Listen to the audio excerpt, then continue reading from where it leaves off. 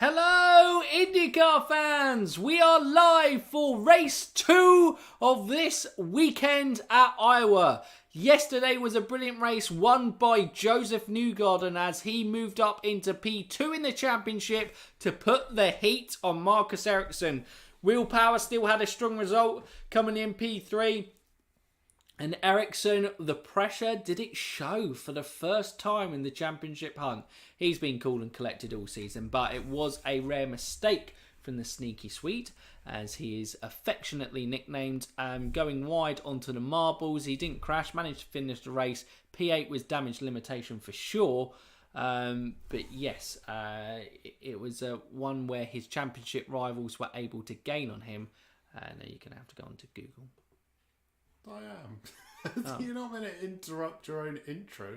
Sorry, apologies, we're going on there. But anyway, we are back for IndyCar again. We're excited to be back. Stephen was just checking out some things and he is now like, why are you just interrupting what I know what I'm doing? You interrupted yourself. Yeah, but that's classic me. We've actually gone live before the race starts this time. We've got cars that are not even on their formation lap. That's nice. We can do a proper intro without going, oh my God, it's live. It's green. Yay! Welcome back, everyone. Hope you're looking forward to the race. Nice. I'm just going to tweet that we're going live, so I'll let you... When is green? They're not even in their cars yet. Have we wildly mistimed this? No, I don't think so. It said it was 8 o'clock, unless I got it wrong. Were they just like super on it yesterday? They may have just been super on it, because it does say 8 p.m. in GMT. And ahoy there, Scott. Good to see you in chat again, and good to see any of our returning viewers. We always love doing these race watch-alongs because we get to experience with you. I'm going to tweet because Stephen knows that I get distracted far too easily. I am... I'm like the dog from Up. This is our... Squirrel! This is our third live stream this week. It's exhausting. That's it. We're cancelling ourselves again. We're going to rack up like 6 hours of live stream content this week. I know. Indy Fanatics, the revival is truly... We're back, guys. In motion. We are back for you. We may be back as just full-time live streamers. Yeah, well, look, we're going to figure out how to make the live streaming good smooth for everyone as you see us kind of moved on screen and whatever from there. But Joseph Newgarden's currently been interviewed. Obviously, yesterday's race winner. Distracted. Of course, Joseph Newgarden won yesterday. Can he do the double? Any early predictions in chat? Hello, John. Currently watching the NASCAR race at Pocono. Pocono. Is that the pronunciation? I remember I always pronounced it wrong. I think it's Pocono. Hello, Polo! Daniel, stop distracting me. I'm tweeting. It's a very important tweet that's going to be incredibly insightful. Newgarden will sweep the weekend. He kind of looked unstoppable yesterday. But the thing is, can the chasers find a way to unlock hidden potential in their cars with setup changes? Obviously, Newgarden, maybe that was his peak. Maybe everyone else... No, I'm just talking about Pato. Pato! Was very positive in his post-race thing, saying they can make the car quicker for today.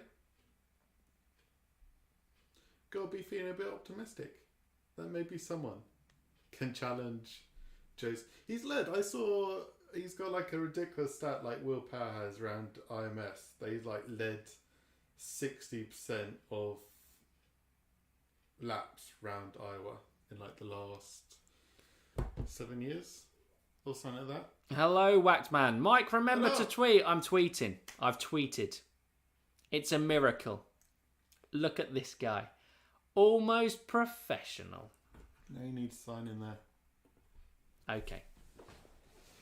Yeah, isn't that crazy? 60% of total laps Joseph Newgarden has led around Iowa in like the last 7 years. That is mental. Yeah. Basically since he's been in IndyCar. Yeah. I'm pretty sure that's when they were doing the stat from. He is so strong here. And like yesterday, Powell got close. Ericsson got close at stages.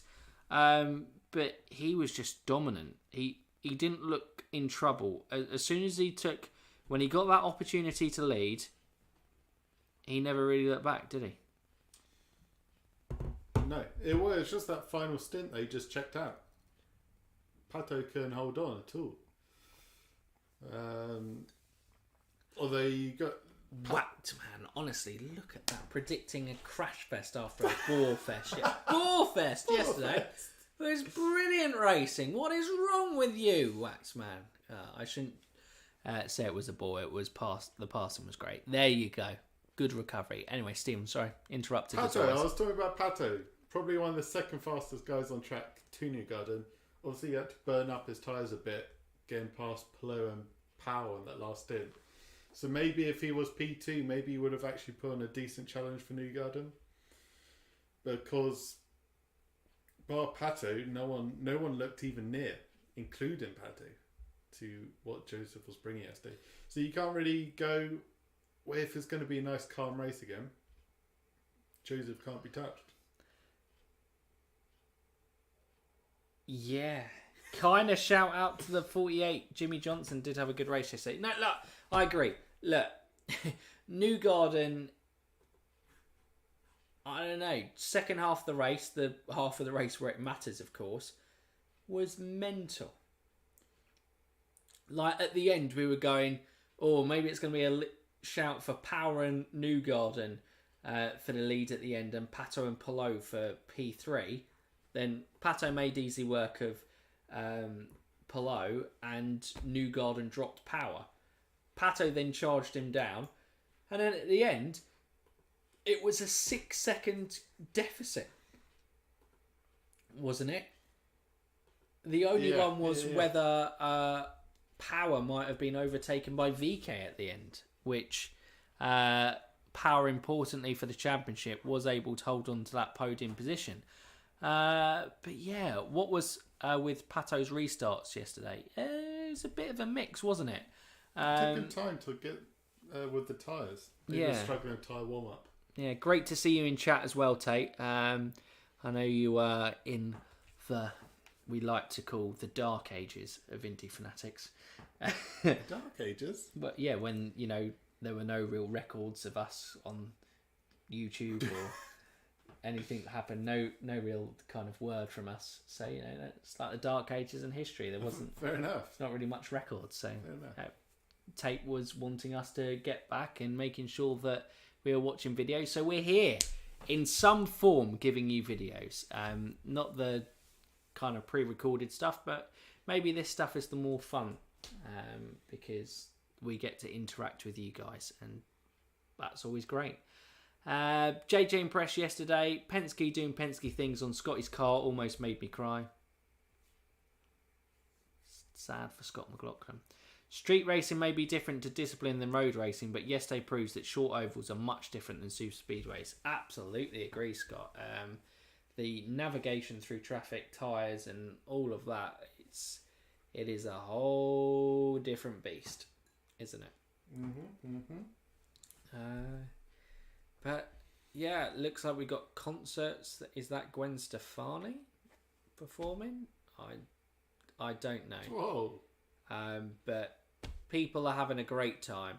There is a concert, like we said yesterday, Hy-Vee have gone all in on sponsorship. And maybe that's why there's a delay to the start of the race. A supermarket in the middle. Probably. Like just a temporary Hy-Vee supermarket stuck in the middle. That would make sense with how hard they've gone in on here. They've also got Mark Wahlberg, Hollywood actor, at the race. Steve... Wow. So there, I feel like we're now getting the F1 treatment. We got the grid walk. We're checking where Mark Wahlberg is. I'm sure he's going, it's great to be here at Iowa. I love IndyCar. I love the racing here. It's so close. I love oval racing. I've always been a big fan, and it's a pleasure to be here. That's usually the celebrity spiel, isn't it? Yeah, absolutely. But early predictions, shall we say. We'll throw it over to chat. I guess everyone is probably going to be going for the Joseph Newgarden train, but they may not. They may not. Delay, it's supposed to start on the half hour. Well, that means the apps lied to us. So we got stalled for 20 minutes. Stalled for 20 minutes? Look how prepared That's we are. going to be tough. And obviously we got 300 laps today as 300? well. Yeah, we got an extra 50 laps as opposed to yesterday. There goes High my V hopes. should have gotten the hometown boy at Iowa. They should Hometown have. boy! Hometown boy. But yeah. Dashes my hopes of a 10 o'clock finish. If there's 300 laps and starts 8:30, crazy. It's going to be a great race. You're going to love it. Steven's got an exam tomorrow, so if you want to wish him luck, wish him luck. You know, we're just the positivity of IndyCar, where the community is behind you, Stephen. Nice. I'm trying to work out if there's a way. We had some spam yesterday. If you were here yesterday, we had spam. We don't talk about the spam. There's probably a way I can try and stop it. Bato! But I haven't had a chance. Bato! The atmosphere for the end may not exactly be my preference, but it looks like a great time and a big turnout.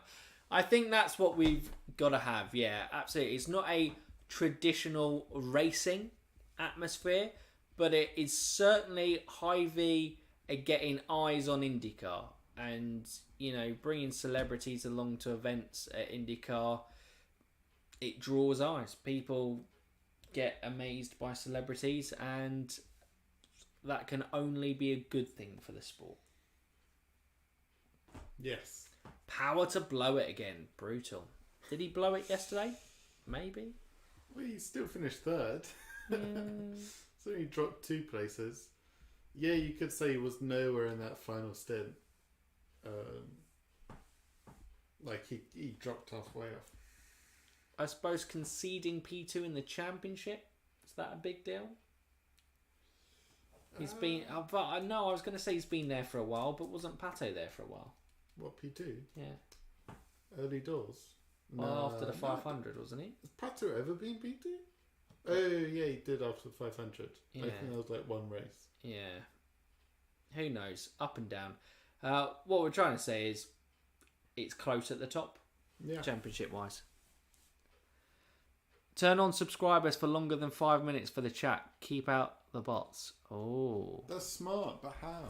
How do we do that? How do we do that? 12 of you in chat already. Great to see you kind of getting ready. I can't wait to see how this race is going to unfold. It will there. I mean, jokingly, Waxman did say of a crash fest, it was a pretty clean race yesterday. Almost worked in Jimmy Johnson's favour, but didn't quite. I think we've probably got the national anthem going on right now, or the Pledge of Allegiance.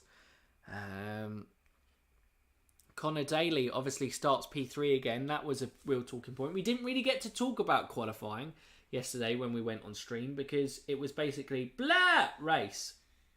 Yeah, So, well now you can talk about it I because it's know. the same qualifying for this race. wasn't it? People correct me in chat if I'm wrong, but I'm pretty sure that it was with Carling that Connor Daly got his first ever pole position in IndyCar at Iowa. So he has history of doing well here. But yeah, unfortunately, Connor Daly pretty much dropped in that first stint out of relevance in the race. He wasn't really a relevant part of the race at all. Colton Herta, again, at one stage he was the quickest guy on track. And yeah. What will you guys be drinking and snacking on during the race? In honour of Hy-Vee, of course. We'll be snacking on corn. Hy-Vee corn. They sell corn? I don't know. What is a Hy-Vee Why speciality? would you go to corn?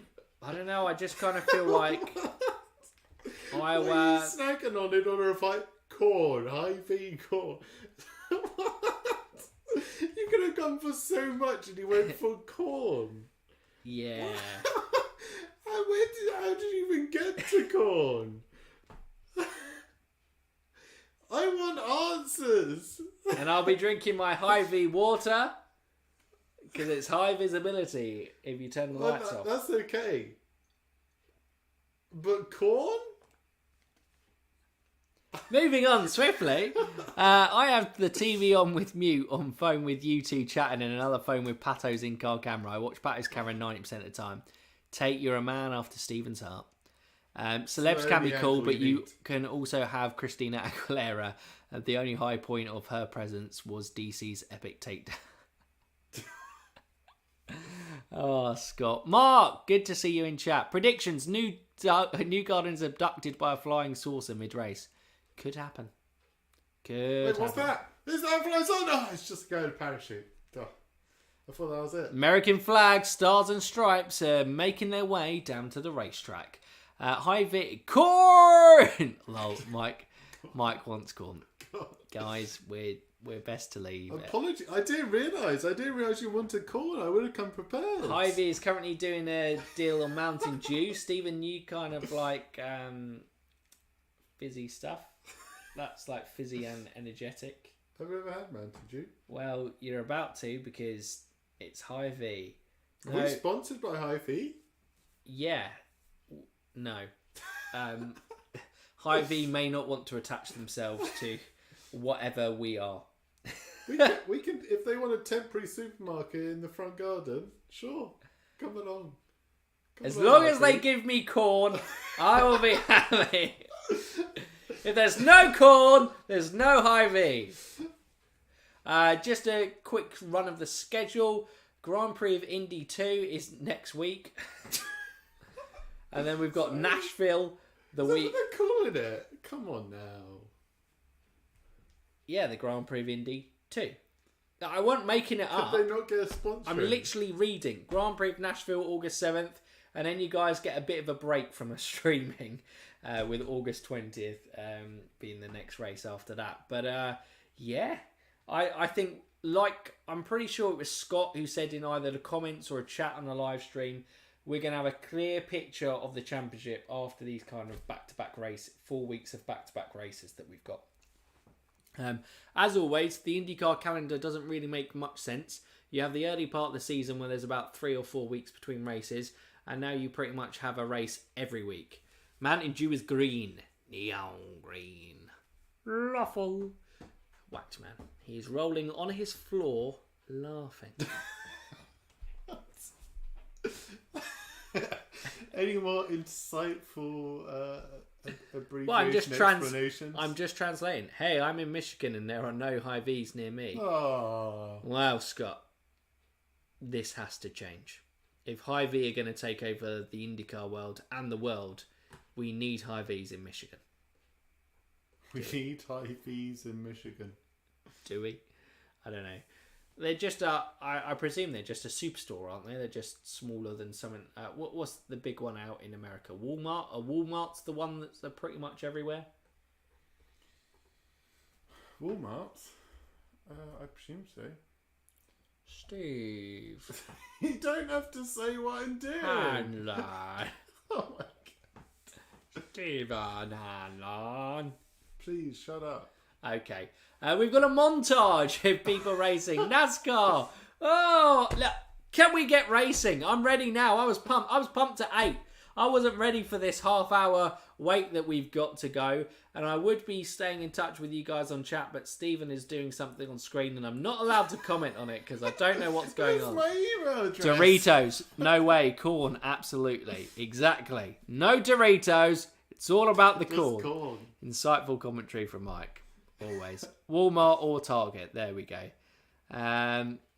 Kruger, Costco. Oh, Costco. Is that like you can just freely go in it? We have to have a membership to go to Costco here. How fancy is that? Big grocery, general store, new but growing. Well, you know they're growing because of their sponsorship there. Colton Herta. What's his race going to be like? I mean, if I could sum up Colton Herta's career with Andretti since he's moved into the Gamebridge car, it would be yesterday's race. At times, the quickest bloke on track, really competitive, and then something goes terribly wrong and he's out of contention. Either completely out with a crash or just at the back of the field. It was the perfect example of that yesterday. Yeah. The race that I watched with Colton Herta beautiful. yesterday, I feel like I've watched multiple times. And it pains me every time because the kid oozes talent. He is so quick. I don't know how he's not competing for the top honours in the sport. I do know because things are going wrong, but I don't like it. I saw a wild tweet. About Colton Herta's. Well, I know this is kind of going into F1 newsy, but you know his test at Portimao with McLaren. Yep. Apparently, his best lap time would have qualified him 4th on the last F1 race there. That's pretty good considering that the last race that we had in Portimao was with quicker cars. I think it was because it's McLaren have the weird... so it was with the older... Yes, the Drivers Drive Old Cars program or something like that. I always take those results with a pinch of salt because Colton Herta lightning quick, but delivering when there is no pressure and you're just having fun and you can just kind of find the limits of the car and have as many laps as you want is far different to the actual qualifying of it. But that's still pretty impressive for the first time in F1. Look, it is really impressive. Colton Herta could easily make the switch. I think probably out of the youngsters, the easiest he could make that switch because of his lightning pace. I'm hooking on to your thing of he's super talented. And it is just stuff like that shows. You are providing evidence. Yeah. Yeah. Unlike the usual spout. Blah, blah, blah, blah, blah, blah. Go on! Lad, go on! And in the meantime, Scott Dixon is sneaking up the ladder. He certainly is. Scott Dixon still steadily gained 38 points, so he's now dropped below 40, which is the first time he's been there for a very long time this season.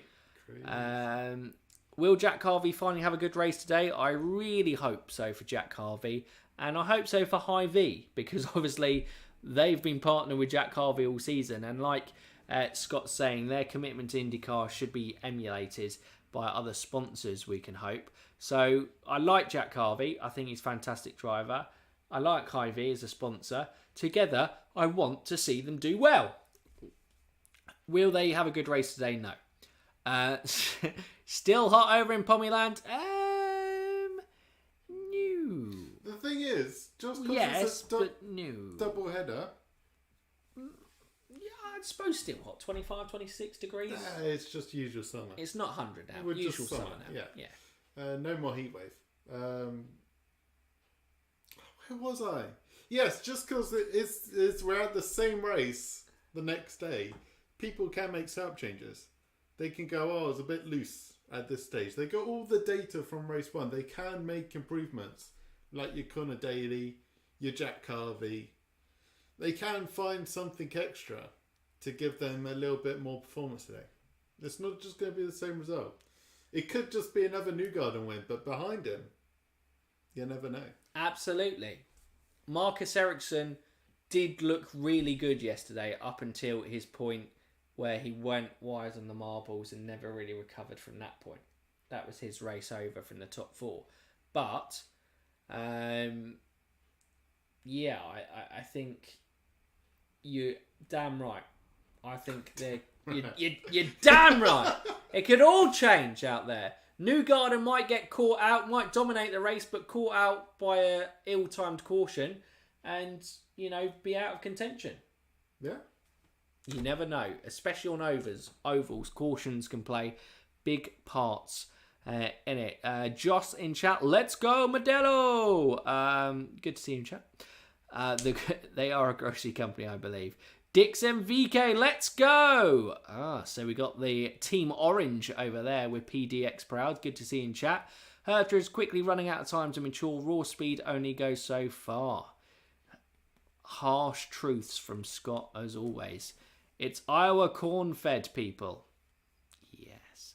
Alex commenting, I believe, on the Colton Herta one. Not just no pressure, but different track temperature, and who knows what the tyre compound is. This is true. Not to take away from Colton, but yeah, take it with a pinch of salt. Is Stephen also eating corn and drinking water, or does he have a normal taste buds? My guess is Stephen is a salt and vinegar, chips, crisp kind of guy. I do. What a call! I do have water with me. And Dan Philpott just regularly comes to the streams just to see what rubbish I will spout and to just quote it, just so it's stored as information in live chat to be able to go, damn right, Mike. 2022. We have 15 viewers currently in the stream. Fantastic to have so many of you along pre-race. We're excited to have so many of you to kind of hopefully stay with us through the race. If you haven't already, make sure you drop a thumbs up on the stream. It does help us and it helps spread the IndyCar loving, because we'll be live streaming at least once a week, and we're pretty much constant at the moment. I think Stephen said it's our 3rd live stream in the week. We'll have a rest tomorrow. We won't do 3 live streams back to back in 3 days. We'll live stream our race review, where we a little bit more considered potentially. On Tuesday this week. Nice. Do you want to do a run through the grid? Yeah, I will have do. you already done that? Well, I don't think so. So let's do a run through the grid. I can't keep up on screen because that's already flown by. And always with me, I'll try and input something and then it will go too quickly and then I'll get lost somewhere. So let's try and do it just reading off the screen, because then I can go through my own pace. So pole sitter is Will Power, just like it was yesterday. It's the same starting grid as we had yesterday, but in case you missed it, we can let you know, obviously, what the starting grid's going to be for today's race. Joseph Newgarden, yesterday's winner, is in P2. Connor Daly, the impressive P3 position, before dropping off. Takuma Sato, actually another one who qualified impressively in P4 and who didn't really play a big part in the race yesterday, but qualifying was impressive nonetheless. Takuma Sato definitely has become a bit of an oval master in his latter years within the sport. Scott McLaughlin is P5. It's where he ran for most of the race before a late pit stop trouble. It was no nut on the wheel, wasn't it, that he lost, which basically ended his race. Jack Harvey, season best of P6 in qualifying. He will be hoping that he can stay up there this time rather than dropping out. Pato Ward, P7, yesterday's second place finish and was on the podium. He'll be hoping to get on the podium again, if not go one step further and find a way to win the race. VK, an impressive P4 from yesterday, is in P8. Rosenqvist, disappointing, was running very well within the top 10, qualifies P9, starts P9 in today's race. He'll be hoping to finish the race this time rather than losing it and losing the rear end of his car. Grosjean makes it in the top 10. Managed to stay pretty much around there for most of the race yesterday. I can't remember where Grosjean finished in the race, but I'm pretty sure it was within the top 10. Palou 11th, Herta 12th, Jimmy Johnson 13th. He had a superb race for Jimmy yesterday. We all knew that Jimmy was going to be strongest on the ovals, and he showed that yesterday. His best, I would say, IndyCar career race to date yesterday. Malukas is the highest qualified of the rookies, was running well, but I think it was Christian Lundgaard who finished the highest of the rookies in the end yesterday. Marcus Ericsson, still currently our championship leader, P15, still a lot to do to make sure that he minimises the damage in the championship. If he finishes in 15th today, then he will likely lose the lead in the championship to Newgarden or Power. Pagano 16th, Lundgaard 17th, Dixon. Great recovery drive from him. I think he finished, what was it, P5 or P6 in the end after starting P18 yesterday. Carpenter 19th, Kirkwood 20, Rossi 21, Ilott 22, Rahal 23, Castro Neves 24, Devlin 25, and Dalton Keller coming in at 26th. But it looks like we're going out on the warm-up go. More thumbs up, chat. Thank you, Matt, for getting the shares in there. Let's go, Palou! But we are bunching up the track. Will Power will be the guy who leads us at green. Newgarden, his teammate, and who overtook him in the championship yesterday, alongside him. We're about to get started here in Iowa. Let's see how this one unfolds. It's going to be chaos again. Will we have more cautions? Will it be just more great overtakes? Who knows? But we go green in Iowa, and there's been some overtakes, or at least strong moves to go on Connor Daly. I think Scott McLaughlin and Connor Daly dropped low. Pato's gone the outside line. I think he's making moves early doors. He already has moved up into, it looks like P4 if he can make that stick. He is flying. Takuma Sato's P3. Connor Daly has dropped back initially. Will Power holds on to the lead. Joseph Newgarden is P2. McLaughlin is now making sure that he has a look back at Pato Ward, but Pato looks like he's holding on. In fact, he's trying to go around the outside of Takuma Sato. He's going to really lunge it around the outside. Pato has already moved up into the podium positions after starting P7. What a start from Pato Ward. Great from him. Jack Harvey in the High V racing car. He's racing wheel to wheel with Scott McLaughlin. McLaughlin hasn't had as good a start as yesterday, but it's great wheel to wheel action. McLaughlin has come out better of the two. We could give a quick run through of the top 15 after the start. Will Power leads with Newgarden second. Award, the best of the starters there in the top 10, up to P3. Sato maintains position in P4. Connor Daly dropped 2 spots to P5. McLaughlin drops 1 spot to P6. Jack Harvey drops 1 spot to P7. Rosenqvist moves up 1 spot to P8, and Renus VK, not a great start for him. He's dropped down to P9, and Ericsson, a fantastic start for our championship leader, has jumped from 15th into the top 10. Grosjean is 11th, Palou 12th, Herta 13th, Malukas 14th, and Jimmy Johnson has moved up to P15. No, he's moved down. He started P13. So not a great start for Jimmy Johnson today. 5 laps in already because it's a short oval and the laps just fly by. Well, actually, we're already on lap 6. Woo, what a start from Pato. My Indy stream is lagging and still hasn't started. Whacked man, I'm sorry. And green. Oh, you're going to see that great start. From Pato! Sorry for kind of ruining it from there. Herta and Palou go wheel to wheel. Herta overtakes Alexander Palou. Herta will be wanting to get a race win. He's now at the stage where he was last year, I think, out of championship contention, but will just be trying to win as many races as he can. Jimmy Johnson looks like he's going around the outside of Malukas, and I think he's making that move stick. Is that Lundgaard? Yeah, it is Jimmy Johnson. He's in a different Kavana livery today, as opposed to the blue livery that he's traditionally in. It looks like a white. Is that the American Legion livery? I think that looks like the colour scheme. We'll see that later on in the race. But he overtakes Chip Ganassi and fourth placed in the championship driver Alex Palou. Newgarden hanging on to Will Power. Ward just about hanging on as well. And then there's about half a second there. The front of the grid is still quite close. Felix Rosenqvist ready to make amends for yesterday. Looked like he was going to make an inside move on Jack Harvey, but Jack Harvey is battling hard. He's determined not to go backwards today and to have his best result of the season, and hoping for, I think, would be his first top 10 finish of the season, which at the start of the season, I didn't think I'd be saying that about Jack Harvey. Rosenqvist having another look on the inside. I think Harvey's going to hold on. He's going to drop back into the slipstream. Can he get a little bit more? No, he's going to hold off probably until the back straight next time and see if he can make his move from there. But I think this looks like a move of matter of time rather than Jack Harvey holding on to the position long term. But you don't know. He's doing well to defend the position so far, and this looks like the early battle on track. Stephen. Yes. I was just waiting, and it just got thrown to me. Wild start. Pato making moves. He's not messing about. He wants to be out that front as quickly as possible, so he's not in the same situation as he was yesterday, having to burn up his tyres to get to the front, and having nothing left to push towards the end. I saw a stat that they showed, a graphic they showed right before the race. There's a 20 miles per hour drop off. So the window is about 60 laps, the pit window. And there's a 20 miles per hour drop off, I presume an average speed it was, between obviously the start and 60 laps.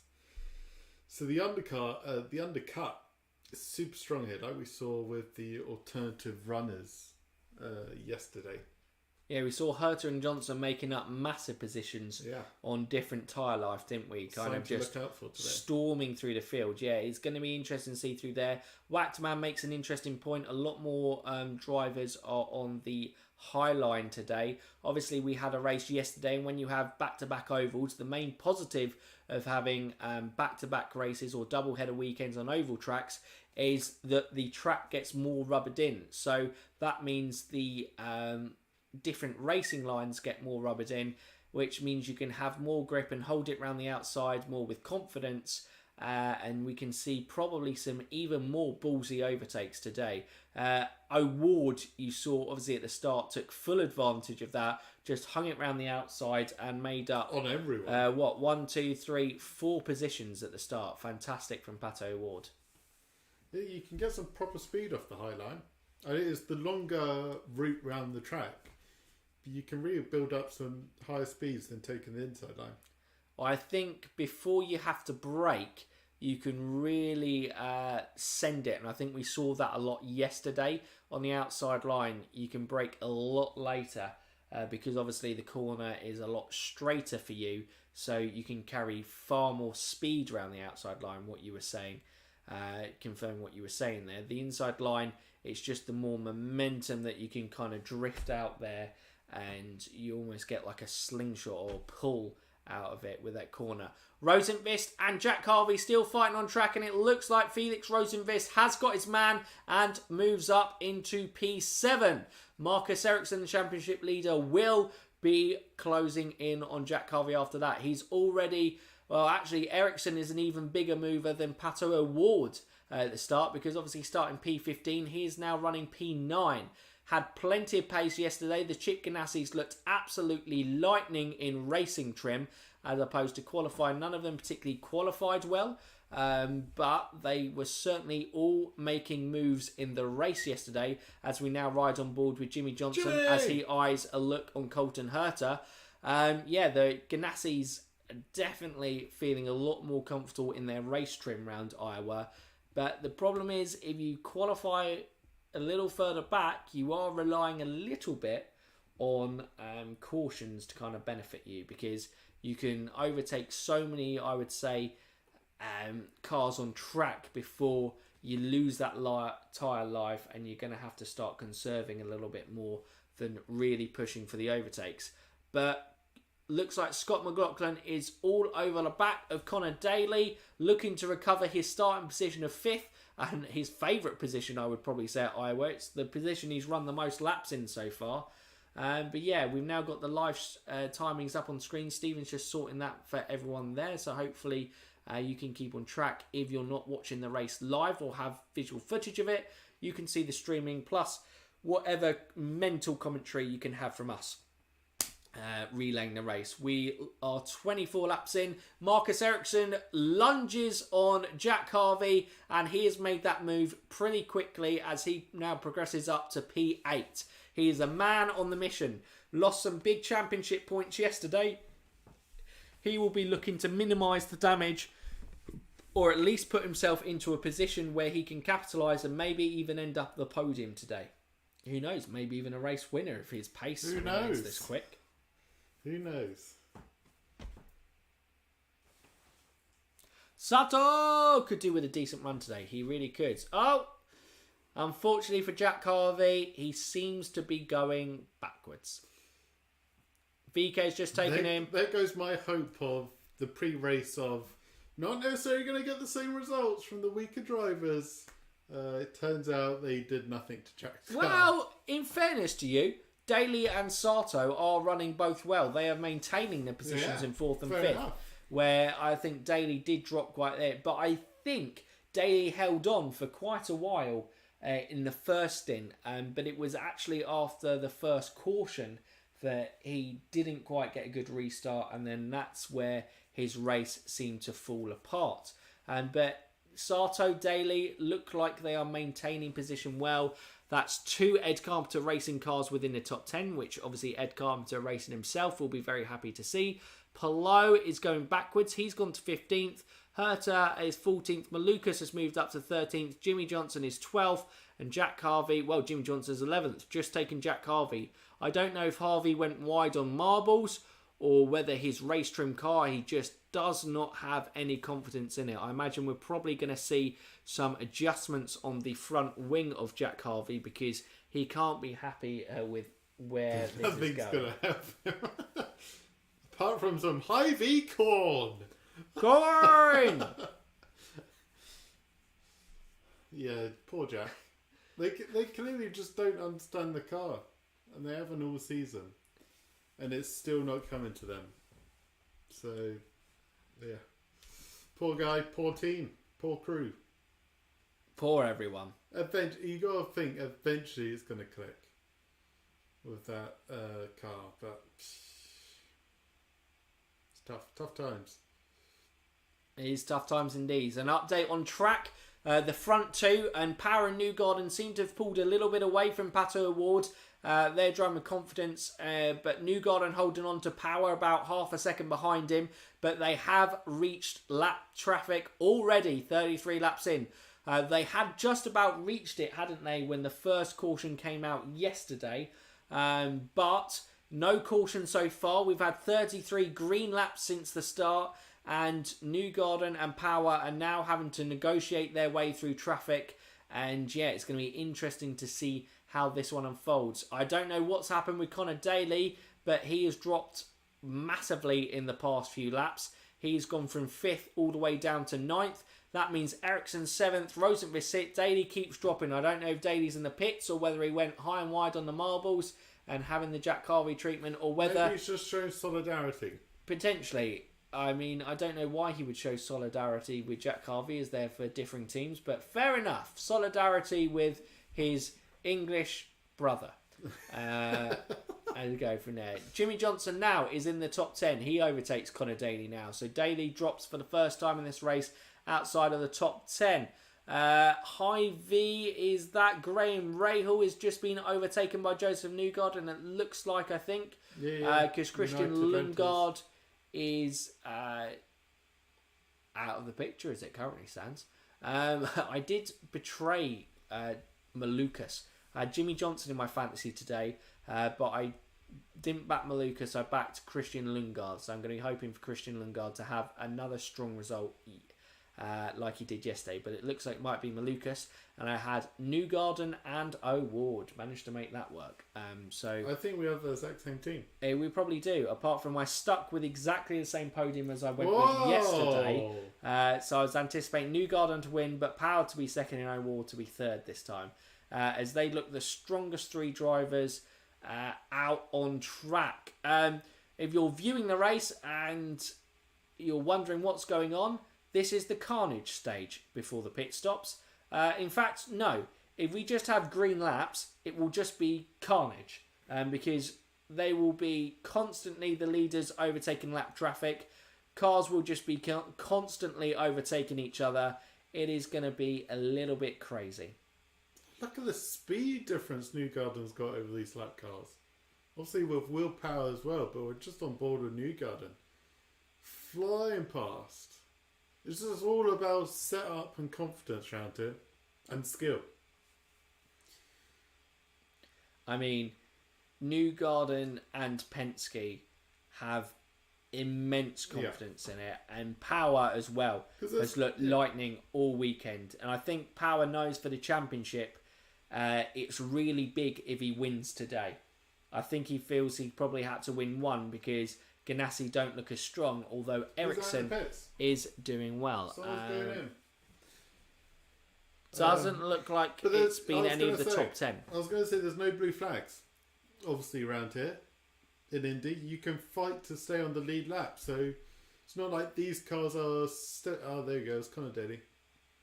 He was one of the early peers last time. That's the car I saw. Elio. And Simon Pagenaud. Oh, is that Pagenaud? It is Pagenaud. Wait, did they switch Elio's over? got more black on the vehicle. I thought that was. Elio and Pagenaud has more pink on the car.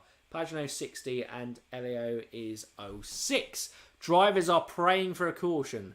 They absolutely are, because as this currently stands, Power and Newgarden are just literally... Oh, Pagenaud's got a problem. Oh dear. That is not what you like to see from Meyershank Racing. Like we said in our preview / review of last week's race in Toronto, Simon Pagenaud won from the back last time we were here in 2020 in race 1. It looks like he is not going to have that same sort of luck this time. You never know. I feel like he's going to be too many laps down. 55 laps to go. Looks like Scott Dixon has just taken over his teammate, or soon-to-be ex-teammate, potentially, Alex Palou. He's moved up to 13th. Obviously, was started 18th, so Dixon's slowly making moves up the grid. Like I said, the Ganassi cars do look lightning, but Palou is technically the lowest placed of the Chip Ganassi cars as it currently stands, now with Dixon overtaking. Johnson runs in P11, so Malukas has taken Jimmy Johnson to move into top 10. Fantastic from him, and Marcus Ericsson is still running P7. Rosenqvist maintains ahead of him. Those two, I imagine, will quickly be closing on Scott McLaughlin, and I would imagine be making moves on them as Arrow McLaren SP and Chip Ganassi was seen to have a pace advantage over McLaughlin's Team Penske car. I think McLaughlin is good on the super speedways, but hasn't maybe quite cracked the short oval just yet. At this rate, Power and Joseph Newgarden are going to lap the field multiple times. Yep. Before the first stop. We still got another 12 laps till that first window kind of opens up. Newgarden is all over the back of Power. I don't know if Power had struggled to get past the car. Newgarden's going to look to try and get past Ed Carpenter at the same time. Oh! I think for Newgarden's front right touches Ed Carpenter's rear left, but manages to go okay. But that has definitely given Will Power some breathing room. The question is, how long will it take Newgarden to recover that? Doesn't look like it's affecting him too badly at the moment, but that's any contact made on a short oval like this definitely hits you. And if you have to go slightly wide on a higher line, it definitely affects your lap times drastically. So, lap 51, Stephen said the pit window is around about lap 60. So we're about 9 laps away from the grid going there. We're going to see if anyone is going to go massively on the undercut. See, at this stage, the tie deg is dropping off. Yeah. It's like I mentioned earlier, it's 20 miles per hour average speed difference from the start of the race to lap 60. And they're just hanging on out there. One little moment, and that could be your race. Pato Ward is being dropped by the front two, but he's doing well to still be up there with 7 seconds behind the race leaders. Sato having a fantastic race in P4 as it currently stands. 3 seconds behind Pato, but 2 seconds gap to Scott McLaughlin. He looks like he's in a bit of a race of his own in P4. But, you know, there is a lot of laps to go in this race. It can all change on its head with cautions. And as we saw yesterday, Jimmy has a moment. Cautions breed cautions. Jimmy has a big moment there. He was going sideways at some point and he just misses the wall. Does he even hit the wall? Just misses it. Just saves it. Whoa. He was making his way through lap traffic and the lapped car managed to unlap itself from that situation. Now it is only Scott Dixon who is on the lead lap currently. Will Power and Joseph Newgarden have managed to overtake everyone else, which is 13 other cars. Which is a bit mental, 56 laps into the race. But they are just in a league of their own at the moment. They have checked out. Even well and from truly. Pato from third, yeah. 8 seconds already. Like I said, he's going to be determined to win the race. But looks like it could be an interesting battle developing between Rosenqvist and Ericsson on track. Ericsson is going to look for the high line this time. Rosenqvist goes to defend on the low line, drifts up into it. He's right into his slipstream now. There we go. Palou is the first to pit out of the group, but he had dropped, I think, to about 15th, hadn't he, Alex Palou? So he has to try something different. Yeah. Do you know the answer to this question? How many sets of tyres do they have for the week race? No, I don't know the answer to that, but I imagine it's somewhere between... across the weekend, I don't know, but for a race, I imagine they probably have 5 to 6 sets to alternate between. The chomping shark that is Power is eating up the tail of the field. He absolutely is. I mean, yeah, he is, and his shark... I mean, they're hunting in a pack at the moment, so maybe a killer whale is a better one to kind of describe. They hunt in packs, don't they? Orcas. Killer whale Penske. Yeah, pack. the killer whale Penske pack. Power Newgarden. That's the type of commentary you get here on Indy Fanatics. Rename Newgarden as Shamu. No, it's like beginning with B.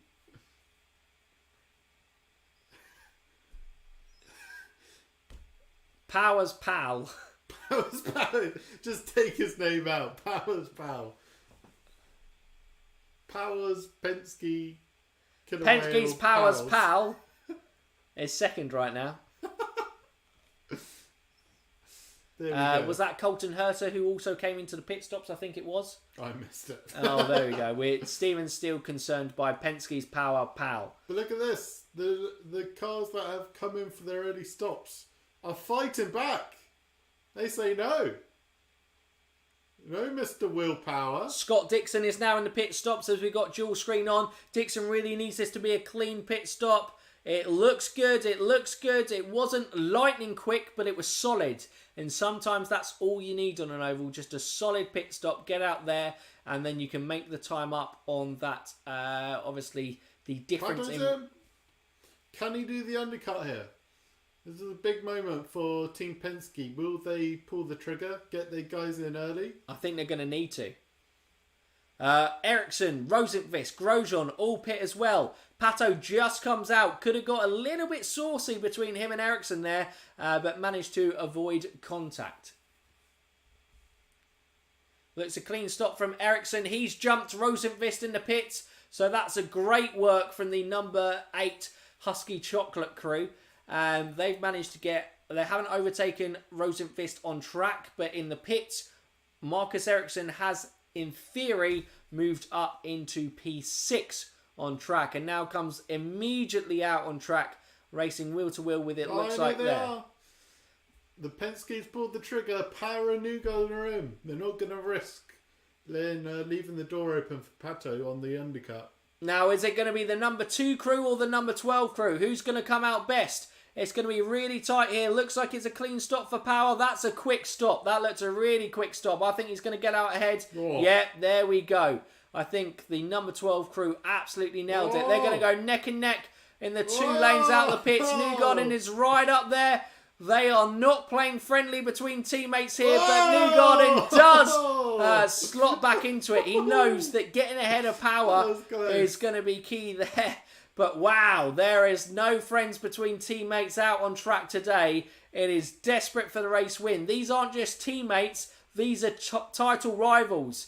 Will Power is 11 points, I think, behind Joseph Newgarden in the championship. They both realise if they go on a bit of a run here, they have either their second in the terms of Will Power, NTT IndyCar Series Championship to claim, or with Joseph Newgarden, it will be his third. And Newgarden will be hungry as ever. He's been so close, being the runner-up twice, the bridesmaid twice in the past 2 seasons after winning last the championship in 2019, a 2-time champion. He will be keen to get 3. Just showing a replay there how teammates were so close to touching, but they didn't actually touch. Takuma Sato's now in the pits, and also Carl Kirkwood pits. As it looks there, you've got Johnson, Ericsson. I think this is bad for Takuma, but I think it's too late. These guys are too late on their pit stops. They're going to lose that big time when they come out. We'll see though. We'll see. Yep. Yeah. Here we go. The Shark, the Killer Whale pack of Power's Penske pals re-begins. Hello, Bruce. Great to see you in chat. But is Newgarden hanging on to Power or stalking him? Whoa!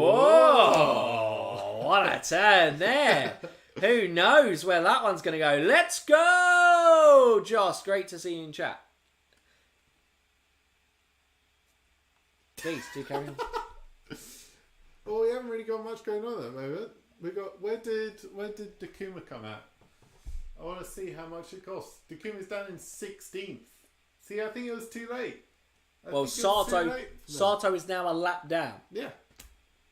I think they held it for a few laps too long.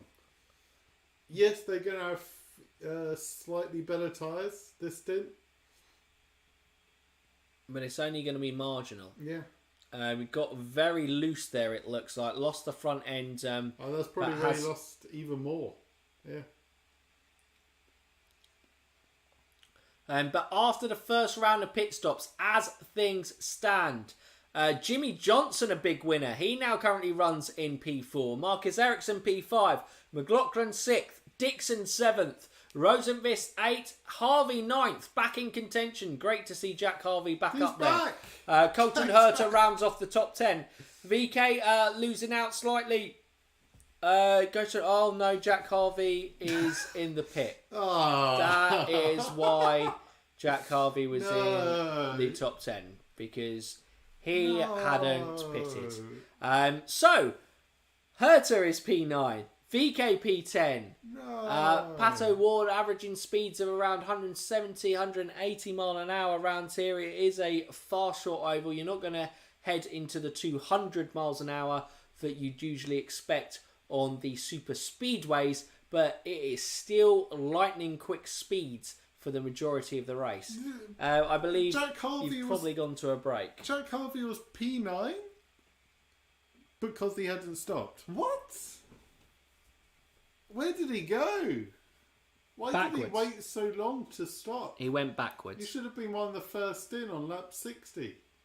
So Stephen is disagreeing with the 45 High V crew.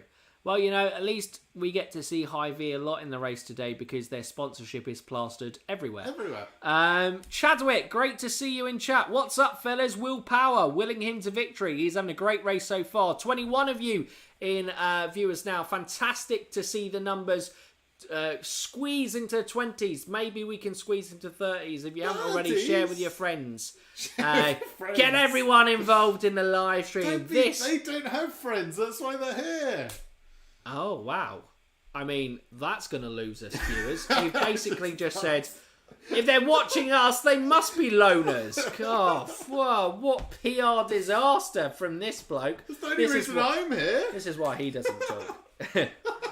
I'm here because I can't watch it with anyone but you. And I like to share it with other people because I can't stand watching it with you alone.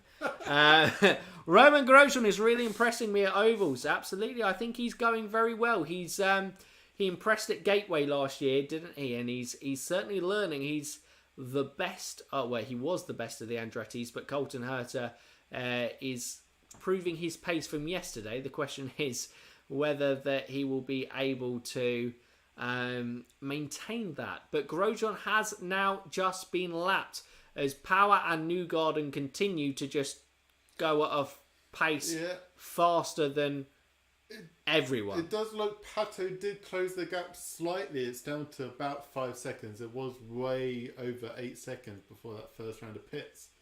Getting the undercar a little bit Power there. But because obviously with Power and Newgarden pitting slightly later, you just feel that gap is only going to get bigger. Yeah. Of course, the later you pit, the more benefit you get towards the end of the race. Whoa, and Newgarden side by side with Will Power. This is a genuine position for the lead. Power holds on. Newgarden's holding the inside line. They go through. Grosjean stops Power. Oh, that is stunning. Roman Grosjean has influenced the race lead. Smart from Joseph Newgarden there. Knew that lap traffic of Roman Grosjean was in front and that has affected Power. Is that where Newgarden has won the second race at Iowa? Power has dropped off slightly and wow, okay, that is going to be difficult because he had to back right off there, otherwise he was going to go into the back of Roman Grosjean. Newgarden has now cleared Grosjean. Power is yet to still clear Roman Grosjean. Oh, there we go. traffic is so important round ovals, especially short ovals. And Will Power just got the guy on the outside line when he really didn't need anyone there. And just watch Will Power. He's getting right close up to Grosjean as he tries to slam him into the wall and says, "Fuck you, mate." Oh dear. Flips him the bird as he goes past. That would be one. Race isn't over yet, but this is the first time in the race that Will Power hasn't led the race. I know obviously we had different race leaders on the pit stop sequence. Or did we? No, I don't think they have stopped leading the race, have they? Because they lapped so many cars. Oh, Newgarden's getting held up slightly by Herta. Will this open the door for Will? Although Will Power is running the high line at the moment, which Colton Herta also is. So that's the only tricky. It's can he slip to the inside line? If he's on the inside line, he can only tail Newgarden and Herta. He can't actually overtake Newgarden because Herta would be a sandwich in the middle there. Crossing fingers for the flying saucer. Grosjean aggressiveness reminds me of Montoya. Absolutely. That is what short ovals are all about. Absolutely, Scott. Whacked Man again is rolling on the floor laughing. Live scenes. Just stay off the track, Whacked Man. Stay off the track. 89 laps of this 300 lap race in Iowa. As imaginatively called on the screen, Iowa Race 2. They could have put the sponsors up there. They gave this one's powered by Google today. Really? Yeah. Google? Well, Hy-Vee powered by Google. I can't remember what yesterday's was. It's on the thumbnail, so probably someone can go, "Oh, look, 27 viewers. We're only 3 away from the 30 mark. Get everyone in. Get your mums, dads, sons, daughters, relatives, any description." I see you've given up with the friends one. Well, they only got you an I'm not going to extra 4. open that can of worms because if I bring the friends up again, they're going to bring up friends. You don't have any friends. Nobody likes you. Whoa! Right, I didn't go that far. That's what he basically said. Right, we'll give a quick rundown of the top 15 as we approach the 100 lap mark. Joseph Newgarden leads, Will Power, O'Ward. The gap is 4-6. He's maintaining that gap at the moment, but he isn't really making too much ground. There is a huge gap between himself and Jimmy Johnson in P4 though, but Johnson is doing well to hold on to P4. He is 15 seconds behind the race lead, and Marcus Ericsson is P5.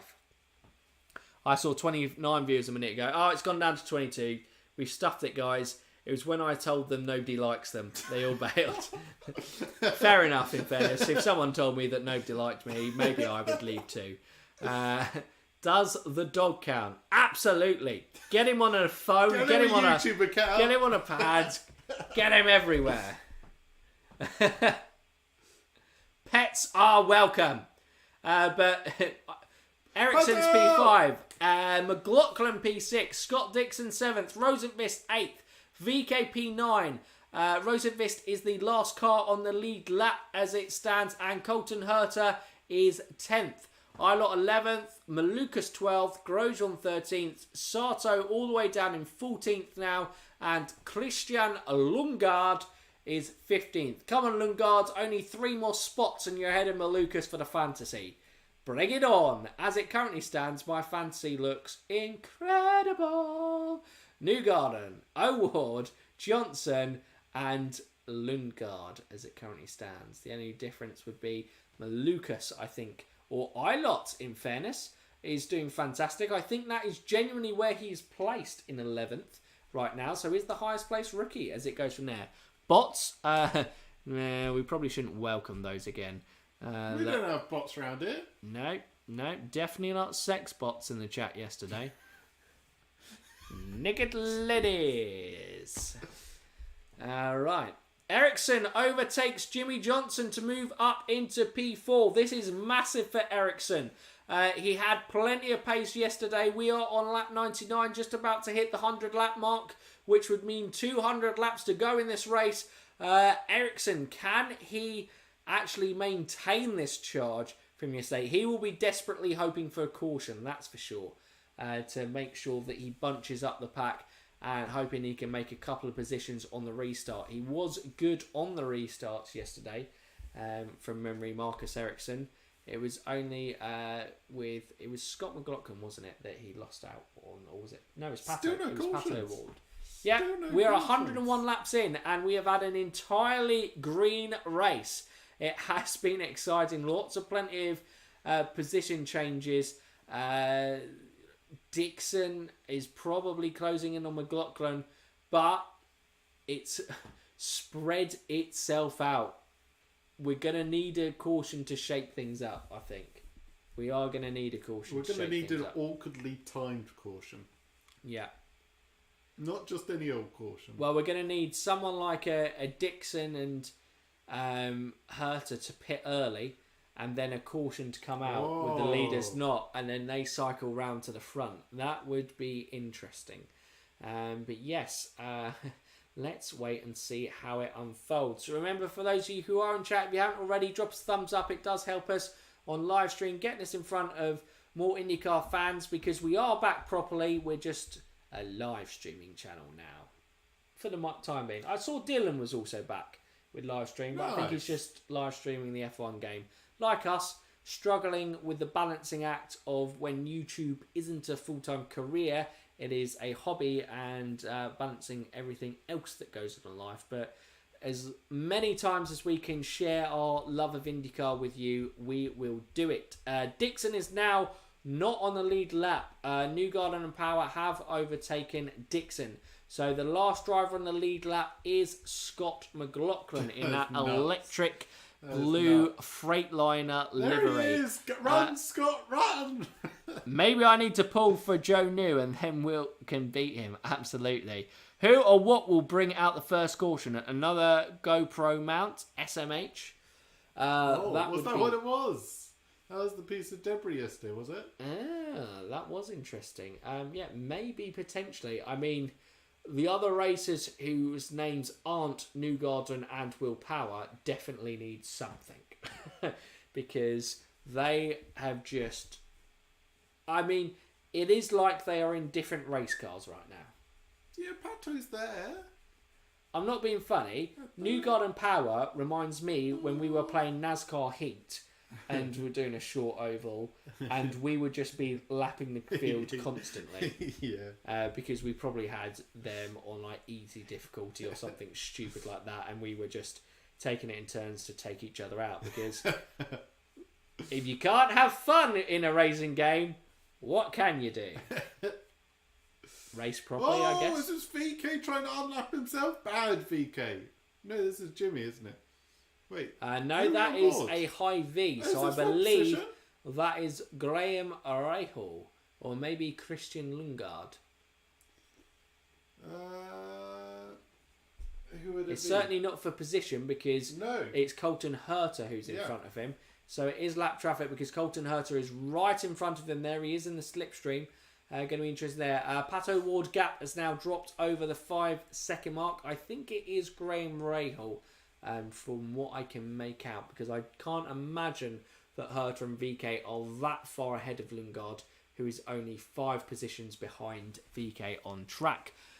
Ward does get past Malukas though, so he's a little bit behind the likes of Newgarden there. McLaughlin has now been lapped. So now Jimmy Johnson is the last car on the lead lap. P4? Yeah. No, P5. I will give Pato credit. He's hanging in there pretty damn well. We missed the Ericsson pass on Jimmy then. I mean, Pato is doing incredible. If a caution comes from Pato, he's still very much in this race. But it's going to be so difficult for him, because the Penskes do just look in a league of their own, don't they? Yeah, I've probably said that for multiple times on this stream, but it is so true. Yeah, you just got to keep saying it, because they're not laying up. And that is for position. That is Rinus VK taking Colton Herta. Oh, Winnie, because Colton Herta's got the outside line and rockets past. And that has opened up a gap for Pato Ward to lap Rinus VK.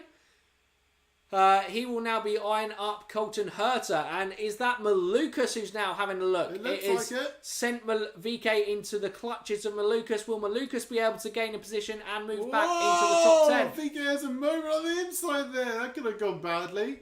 He could have gone straight into Colton there. Just catches it in time. Malukas has been able to overtake VK. VK clearly still recovering speed from that loss. We hadn't noticed it, but Malukas clearly had overtaken Eilert on track, so he again is the highest placed rookie. Christian Lundgaard has dropped outside the top 15, and Alex Palou has come back into top 15. Have to say today, not great championship-wise for Alex Can't write him off, though. as it currently stands. You can't write him off. Goes from there. Is there an issue with Christian Lundgaard? This looks an issue with Lundgaard. There's no fuel liner in it. They're looking at the car. They're taking tyres off. They're just giving up. No, I go from there. VK is pitting. He's the first to pit. It is around about the time that the next pit window is opening. Stephen mentioned earlier in the stream that the pit window's around every 60 laps. So we're on 117, 118 laps as it currently stands. So it makes sense that drivers are currently pitting. Can VK make up positions by getting some clear track time and also using that 20-second advantage over the 60 lap tyres to fresh new tyres? 20 mile per hour advantage. 20 mile per hour advantage. 20-second advantage. That would be insane, wouldn't it? They'd be like, phew, phew, phew. I think a lap's only about 13 seconds. Johnson, in the meantime, has been lapped, so the last car is P4. Marcus Ericsson on the lead lap. This is mental. At this rate, the way that they're going... Caution! Carl Kirkwood has hit the wall. He goes into the wall. It's not a big crash, but that will be enough to bring it in. So Marcus Ericsson, Award, Power, Newgarden are the only ones on the lead. And realistically, they are the only ones in contention, although we are near the pit window. Rinus VK has pitted. Does he cycle to the front? Whoa! Look, we got the thumbs up from Cole, so Cole's all good. Yeah, I don't think it was a particularly big hit for Kirkwood, but it will be unfortunate for him to have his race ended early. As you can see, you have the air hose, or as I affectionately call it, the driver's ponytail. Driver's ponytail, I see it. I see it. I could see an elephant trunk. Yeah, I could see. Didn't need that. Did not need that. Unless yellow. I'm going to use this time to go and get a quick drink. Stephen, over to you. You already done your own water. Yep. That's how crazy this race is. The only thing with VK, because he was a lap down. So he's not going to cycle all the way to the front. And of course, Power and Newgarden pitted fairly late in that first stop. They shouldn't have any fuel issues. Don't think anyone will really have any fuel issues, any emergency pit stops, which would completely stuff their race. Oh yeah, he just didn't turn. They were going 3 wide into turn 1, and I missed the start of it, but it looked like he just lost it on the marbles and hit the wall. A nice gentle crash. Of course, you can have some mega crashes, especially on short ovals or any kind of oval. The speeds they're going at, about 150 miles per hour towards the end of their stint. Average speed. Nuts. Was it during a commercial break? Wow. How's the weather in England? Typical summer weather. We no longer have the burning heat wave. It's not bad. No rain, just sun. No rain, just sun. I can't tell temperature because I don't know what it is in Fahrenheit. So, woo! VK is now multiple laps down. He might get one back, but not enough. Right, so he stuffed them. Taser count. Surely he'd still be okay, right? Always during a commercial break, I know. Because he'll catch it on when they pit. I know, because they're going to pit under caution. Yeah. As soon as the pit window opens, they're going to take advantage there. I see. No, that stuff's in them. Looks like Colton Herta had a little bit of an issue there. I'm not sure whether he just dropped low or is it just Herta is having another bad day at the office. Trying to work out how many cars are in between each here. I think there's about 5 cars in between Power and Newgarden already. Newgarden and Power are into the pits. The pits are open. And Pato. Oh, the front three. Marcus Ericsson, I imagine, is probably coming in just behind there as well. Yep. So this is a key one in the pit stops. Power versus Newgarden. Power was fantastic in the pits last time. Number 2 crew, they look good. They look good. Great from the number 2 crew. It's not going to be enough from Will Power, but he holds on from that position. Aaron McLaren SP are all right. And Marcus Ericsson was out of the picture there almost. But this will cycle them all together. No lap traffic in between them. It's going to be a full-on fight as soon as the green flag drops. Also, interestingly, matches the tyre life. And they will be on the same rubber. Obviously, it all depends. They might be going on to a scuffed set of tyres or onto a fresh slick set as well. I'm not sure. Obviously, it all depends how they manage their tyres for what stints are important on there. But I would imagine at this stage of the race, Penske's won't be risking anything. And I'd imagine if they had a set available, they would be going onto a set of slicks. Although, technically, scuffed tyres do get up to temperature quicker, don't they? Yes. Because the layer is there. So maybe they've gone on to a scuff layer. The track's being cleared. Convoy is out there. Looks like that is the high V of Christian Lundgaard. Is that still? We saw that yes. Christian Lundgaard was having issues. Yet my Jack, the number 30 there. They'll all be due for a stop. Kirkwood couldn't have timed it better. Nice guy, Kirkwood. Huge for Dixon and the rest near him who didn't pit yet.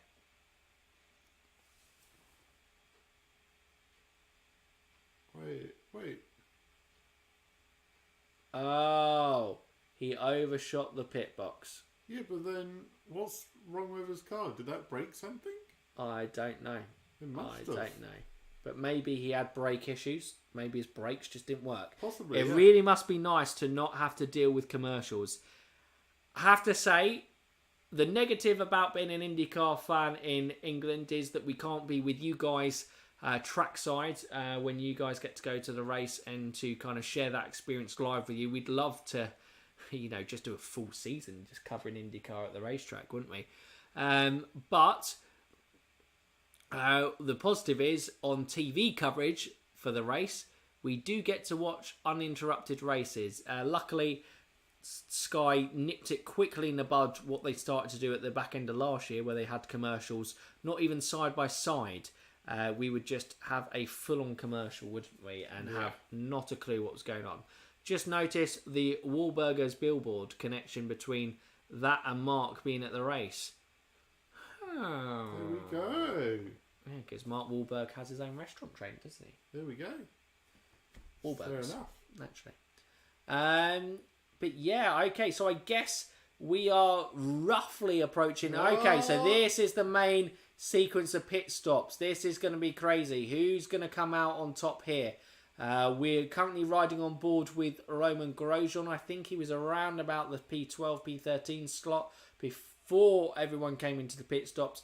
Who's going to be the big gainers here? Who's going to be the big losers? But yeah, we're roughly coming to about the halfway stage of this Iowa race.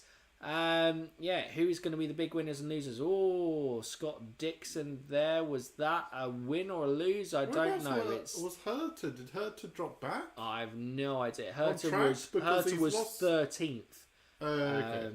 But he's now side by side alongside teammate. Jimmy Johnson was 5th, but who knows where that comes from. Has Jimmy Johnson pitted yet? Or is he coming into Jimmy was still in the lead lap though, wasn't he? No. Jimmy Johnson had lost the lead lap just before the caution. Right, so as things currently stand, Newgarden, Power, O'Ward, Ericsson, McLaughlin's up to 5th, Johnson 6th, Dixon maintains 7th, Rosenqvist 8th, Herta moves up to 9th, Grosjean 10th, so I think they were movers. Sato's recovered a bit, being in P11. Ilott 12th, don't know where Malukas has ended up as a rookie, but he seems to have had an appalling pit stop. Alex Palou 13th, Daly 14th, and Ed Carpenter 15th. VK as well, big loser VK. Like we said, had pitted before. I think Scott noted that he would have been multiple laps down, and having that caution come out of that has basically ruined Renus VK's day. We're back up to 26 viewers, 4 away from the magic 30 number. Can we get into 30 peak viewers into this live stream today? It'd be fantastic to have that many of you live watching along with us, but I think we're bunching up, ready to go green. Newgarden will lead us to green. Will Power have a look, and we go green here in Ira again. It looks like Marcus Ericsson has thrown it up the inside of Pato O'Ward. Will Pato be able to hold on? This is what happened with Marcus Ericsson yesterday. He was fantastic at the race restarts. He's wheel to wheel with Pato O'Ward, and he's going to make the move stick. Is that Rosenqvist in there behind? Pato on the outside of Will Power now. Oh my God! Outside line. Oh, Pato just has so much confidence on the outside line. Reminds me very much of his first win in Texas on the Super Speedway that day, where he just went round the outside where nobody else was confident to do so. But after some early excitement, it looks like Newgarden has been able to extend a little bit of a lead to Power, who holds on to P2. Pato holds on to P3 and Ericsson is P4. So after early excitement, it goes from there. Dixon has made a position on Jimmy Johnson. Takuma Sato has made a position up on Takuma Sato. And Malukas has moved back up into the top 15, and Grosjean has taken Sato back on track. Lots of early overtakes for position in this oval. Big Burger, 16 cars back on the lead lap thanks to the caution. It is brilliant to see. TV coverage is better in many respects. Being there is a different beast. Absolutely. There's nothing quite like, we're big football fans or soccer fans as well, and yeah, watching a game of football live is so much better than watching it on the TV, and I think actually you do get a better view than on the TV. Certainly in our seats at the Emirates. Detouring completely, but at a racetrack, it doesn't matter if you're not viewing the whole thing. Being at an atmosphere and live. Well, it's the beauty of oval races. You can see the whole thing. Well, yeah, especially short ovals. You can watch the entire race, follow it completely, or do your best to follow it completely. It goes from there. 29 viewers. We're there. We're just one away. Someone get their dog on. We're so close. Just like Pato O'Ward was to overtaking Will Power, but hasn't managed to find a way past him yet. It's all playing into the hands of Joseph Newgarden, who's just sitting up front, no drama, doing his thing. Feels very much like yesterday's race at this stage. Could we have the same podium as yesterday? It's looking like it, but Ericsson is there. He hasn't binned it this time. He is there. Give it time. Dixon! Now wheel to wheel with Elio Castro Neves. Is that a lapped car they've got to try and get past? I think that's also... Is that Connor Daly? Oh, Elio Castro Neves is not having any of it. Comes back at Scott Dixon. Oh, we got 31! And makes the move. We got 31! Oh, here we go. We've hit it. Woo! Well, you did. Thank you, Waxman. We appreciate it. Next target, 40. Let's go. Keep growing. Here we go. Just as the laps keep going up, let's keep the viewers going up in terms of it to keep us here along with the race. Scott Dixon is trying to get past Elio Castro Neves again. This lap traffic will be irritating him. He has Scott McLaughlin just in front of him. He will be wanting to hunt down McLaughlin rather than getting caught on this lap traffic. Andretti Autosport teammates, wheel to wheel. This hasn't ended well in the past, but it looks like they're being respectful today. As I said that, Colton was getting a little bit close to the rear right tyre of Roman Grosjean, but it looks like Grosjean has made the move stick and moves up into P9. Pato is all over the back of Pato, of Will Power. he doesn't go for the inside lunge there. Slots him behind again. He wants to line up that outside line, but I think Will's getting wise to it. He's covering off that outside line a bit more. Scott says the only oval you can't see the entire track is the IMS. Yep, that's because that is bloody big. And also it's just so built up, I think, on the infield as well. So that also plays a big part. Simon, why is Penske so dominant here? Good question. I just think over the years they've built up probably a setup that they have confidence in around this. Dampers are a huge part in the development war in IndyCar. Obviously, you have a spec chassis, you have a spec aero kit and everything similar on there. But one of the key areas that teams can develop are dampers, which is a key one in mechanical grip. And I imagine on short track ovals, mechanical grip of the dampers is absolutely key. And I imagine if Penske have an advantage in that area, it is only emphasised on a short track oval rather than negated. Would love to see Indy go back to Richmond International Raceway. Definitely a small oval track at 0.7 miles, 75 miles. More ovals full stop on IndyCar calendar would be brilliant. We go with Pato and Power again, Stephen. Talk us through it. It's just Pato keeping under pressure. He's keeping eyeing up the outside line as he looks possibly not this time round. Keeps eyeing up the outside line. But like I said before, I think Will's covering it a little bit more. Pato's just going to have to bide his time. The opportunity may have gone this... Whoa, but Newgarden's right there. Newgarden's right there. Power's close right up on Newgarden. Yeah, I don't know if this fight with Pato has actually helped. No, this was Carl Kirkwood. This was his gentle crash out. That he just kind of went, boop. Boop. Goodbye. Yeah. Okay, thanks. No problem at all, Simon. So we are now past the halfway stage. We're into the second half of the race. 152 laps have gone at Iowa of this 300 lap race. We had 250 laps yesterday, but we have an extra 50 laps today because it's a Sunday. Sunday is race day, which means we get more racing. More racing. Stephen's already been watching. I was at work today, so couldn't catch it, but Stephen was watching the French GP. This is his second race of the day and third race of the weekend. And Stephen, which one is winning so far? Well, in out of the three, the Iowas come top two. There we go. But that is the French, so we say French GMP. Can't pick the French up. No, we can't do that.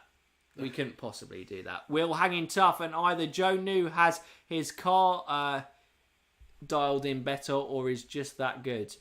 Arguably, it could be that Joseph Newgarden is just that good. This guy, year in, year out, as soon as he joined Team Penske, is a championship contender. He just is always there.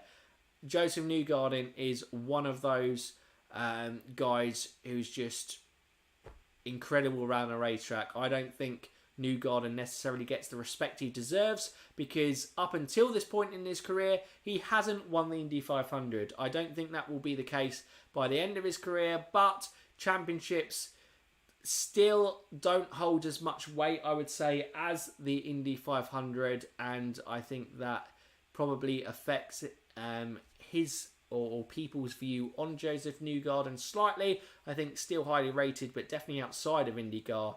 Newgarden isn't really given the respect he deserves. He is a brilliant driver on all three disciplines. Newgarden is special. I would agree with that, Scott Miller. Penske is supposed to have a much better mechanical grip program than the other teams. Oh, Dixon sends on the inside of Scott McLaughlin. Can he hold it? No, Scott's going to keep on the outside. Woo. Everyone's getting a bit racy. Scott versus Scott. The battle for Middle Earth commences.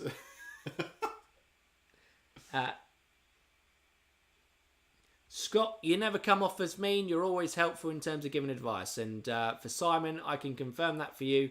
Scott would never mean things in any sort of malicious intent. He's all about spreading the IndyCar loving, which is what we love to do here on Indy Fanatics. Oh, yeah. After getting right up close to Newgarden, it looks like Newgarden has built a little bit of a gap again.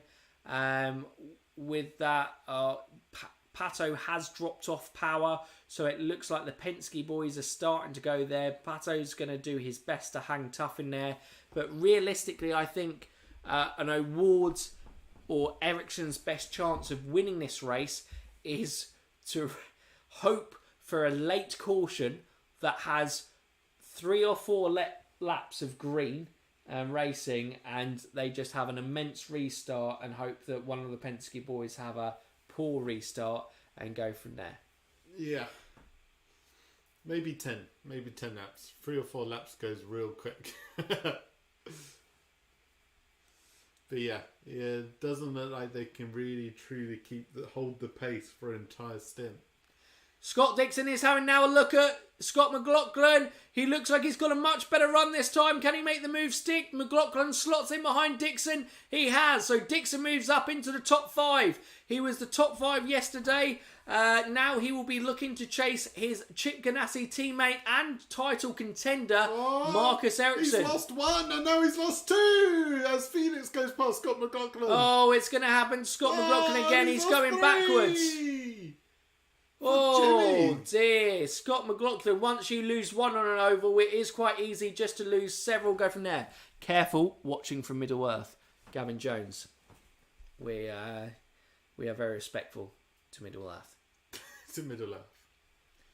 We mean the Middle Earth Earthians no harm. Goodwill. Goodwill and good fortune. Good sir. May the Middle Earth be with you.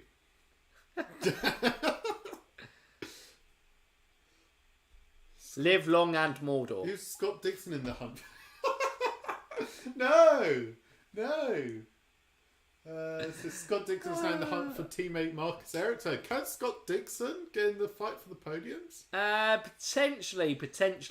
The Chip Ganassi seem to have electric pace compared to the rest of the field, but then Newgarden and Power seem to have a whole different ball game of pace. Yeah. I believe they're going to need favourable cautions to really kind of capitalise on this. And yeah, just saying again, Palou, bad day at the office. Only Chip Ganassi driver to be outside the top 10 currently. Scott McLaughlin again struggling to keep pace with his teammates, but he is still a relative novice to the short track ovals, and this weekend will certainly be a steep learning experience. 33 viewers, 7 away from 40. Here we go. Poor Scotty. Doing a great job, guys. Very fun. Glad to hear it, Keely. Thank you for joining in chat, and thanks for the support. Thank you for everyone who's supporting us in chat. We do love you IndyCar fans with us. It makes the race a lot more fun. Thank you, either Kiwi Scott, and I am proud.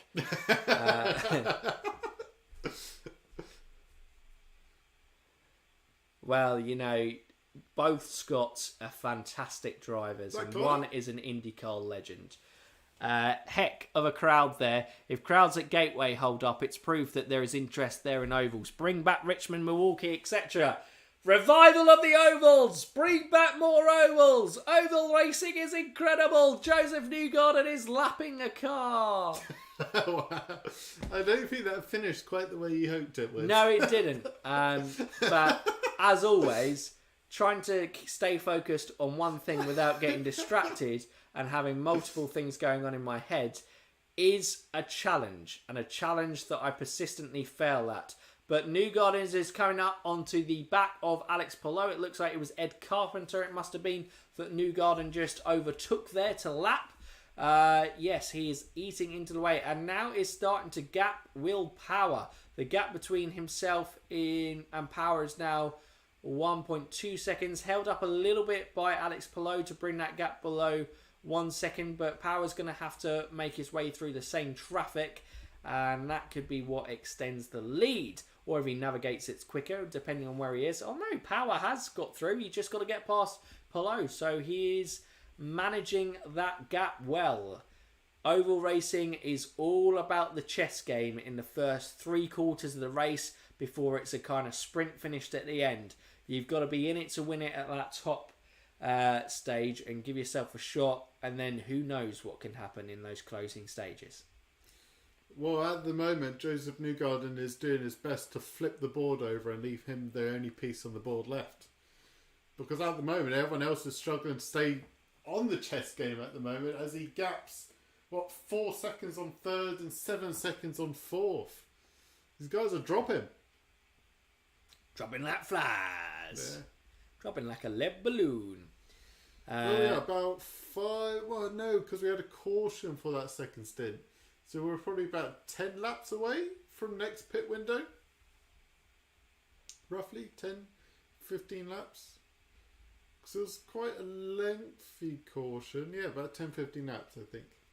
Just checking that you meant when you said Joseph Newgarden is flipping the board, that he was the metaphorical equivalent of saying, it's my track, I'm only playing if I can win, and all the other race car drivers were like, I still get to drive a race car, so we might as well let Joseph Newgarden win, because otherwise he'll throw his toys at the pram. Yeah. Cool. Stephen, I think Scott beckons you for a comment. Pato! Hold it on. He's the only guy that's been able to hold on to the Penske powers. After that, he may have burned up his tyres a little bit, hunting down power at the start of the stint though, because he has dropped back a little bit after being right on the back of power. Just couldn't make a move stick. Kept trying to send on the outside. A couple of attempts on the inside. Here's an He's held on. He has indeed. And I was going to say, to build on that, here's an impressive comment to throw out into the ether of the internet. Pato Ward, out of the kind of young group that came up of Herta, VK and Palou, is the best driver out of the four of them. And if Arrow McLaren SP solidify themselves as a top team, or he gets nabbed by one of the top two in Ganassi or Team Penske, then he will be a multiple IndyCar champion without a doubt in my eyes. Or maybe, McLaren just get good. Just get good, McLaren. Just get good. Obviously, they're getting more funding with the full-on McLaren partnership with Arrow McLaren. So, he may be able to build a legacy with McLaren and bring them back to the top. He's doing his best, a lot of it with his just pure talent and skill. And Will Power's right back on the back of the end. This is Joseph Newgarden. He's right back on it. Has he been saving his tyres a bit for a late charge in this stint? As Newgarden burn up his tyres, trying to build up a lead. Will the chessboards get thrown here by Newgarden? Will Power is channeling his extra power mode to make sure that he can stay with his teammate. Right. He has a moment. I think that was Malukas. He was trying to unlap Malukas and he just has a little moment into turn 4. And you've seen it so often throughout this weekend. If a driver loses it or gets a loose moment, it is so hard to recover that speed up the track, and it leaves you so vulnerable to whichever driver is behind you. In this case, it's Will Power. He, like Stephen said, has closed the gap right up, and he'll be lining up the move. He's recovered a little bit, but if lap traffic can work in his favour, Will Power could be looking to make a move. Newgarden looks to go high. Power is on the inside line, although he has dropped. Jesus. Newgarden has very quickly put half a second between himself and Power. Newgarden's overtake on Power may have been inevitable, but we have to remember traffic was a big factor that cost Power the lead of this race. For the good of the sport, someone crashed those two out. A comment from Bruce. For the good of the sport. Was never a huge fan of Pato before, but he's shown maturity than some, Herta, lack. A bright future beckons for him. I would agree. I think Pato's exuberant and excited personality may have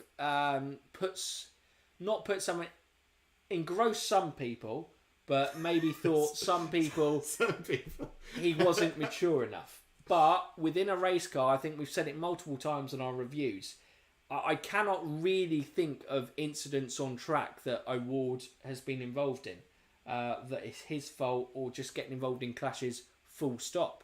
As we say that, another one of those players whose person is mentioned there, Colton Herta has come into the pits. He is a lap down. He will be multiple laps down, so Herta will definitely not be hoping for a caution. He'll be hoping on an alternate strategy now that he's on some fresh tyres. But that caution threw things a little bit, but I imagine we're going to be approaching the next pit window very soon. Yeah, about 5 laps, I think. Well, we're in it. We're basically in it.